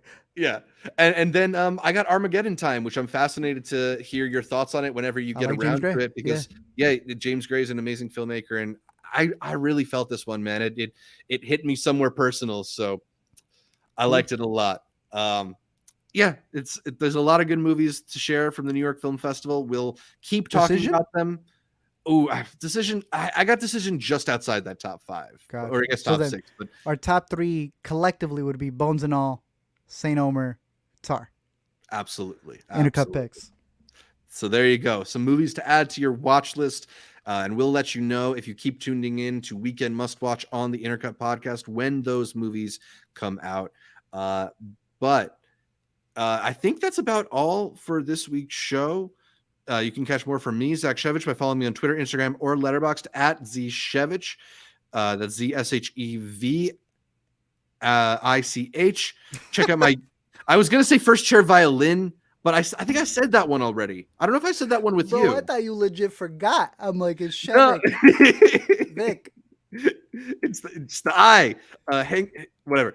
Artwork or Multiplex Show. I didn't shout out Multiplex Show. Check out Multiplex Show on TikTok or YouTube. Art, where can people catch more from you? You can find me every week here on the Intercut podcast talking about all the latest film festivals, all of the latest must-watch movies. We have the Chicago Festival that's going to be rounding up a couple of the movies that were here, as well as a bunch of other stuff. A lot of really good international picks. We had a great time at Chicago, so we'll be bringing those to you. We will also be doing... on October 31st, as Zach said, the Patreon Hangout, along with, since we've been gone for so long, we have finished our films in New York, our films at Chicago, and now we must stream and go back to the theater for all the stuff we missed in October have a big October recap next Monday, right before we do our Patreon Hangout. So I know all of you are waiting on edge to find out our thoughts on Black Adam. You're gonna have to wait until next Monday. I think you liked it, bro. I think there was something about this Black Adam movie that resonated. But heroes don't kill people, but he does. He does, man. We will save it, Zach. You can find me over at LME Explain on Twitter, on Facebook, on YouTube, on Letterboxd, and every week here on the Intercut podcast. You can listen to every episode of the Intercut podcast on iTunes, Anchor, Spotify, whatever your favorite podcatcher is. I happen to like Overcast, and then make sure you're subscribed not just to the audio podcast, but to the video version of the show as well on youtube.com/IntercutPod, where you can watch our bright smiling faces as we break down the latest in entertainment, find new episodes of Intercut's Weekend Must Watch streaming on our YouTube channel just about every Monday at 3 p.m. We'll be back to that time on Monday. And please leave us a comment, like the video. Consider heading to iTunes to give us that much requested 5-star review. Shout out to Cece from the Bay, who left us left us a 5-star review saying, great podcast. I love this podcast so much. The must-watch recommendations are always great. You know what? We think so too. We think our recommendations are awesome. And if you want to catch them, not just on our podcast, you can head over to Intercut on social media, where we are starting to post the Weekend Must Watch guide every week, where we run through our top picks for what's available in theaters and streaming on VOD, and then you can go and watch the movies. You have a nice little watch list prepared by us every week. Very easy. Just head over to our social media, whether that's Facebook, Twitter, Instagram. We are at Intercut Pod on all three. And also at Intercut Pod on Patreon, where you can sign up to get patron benefits and join us in next week's patron hangout. Social media is the place to catch the latest throughout the week from Art, from his Chicago Film Festival updates, from me as I go to the Montclair Film Festival and the Philadelphia International Film Festival, from all the guests that we feature here on Intercut, including Austin and Amanda and the Karstcast boys. It's a whole family we got going here on Intercut. So follow us, support us, do whatever you need to do. Give us those reviews. Shouts out to all of our patrons once again. And thanks again for tuning in. Until next time, killing is like smoking. It's only hard the first time.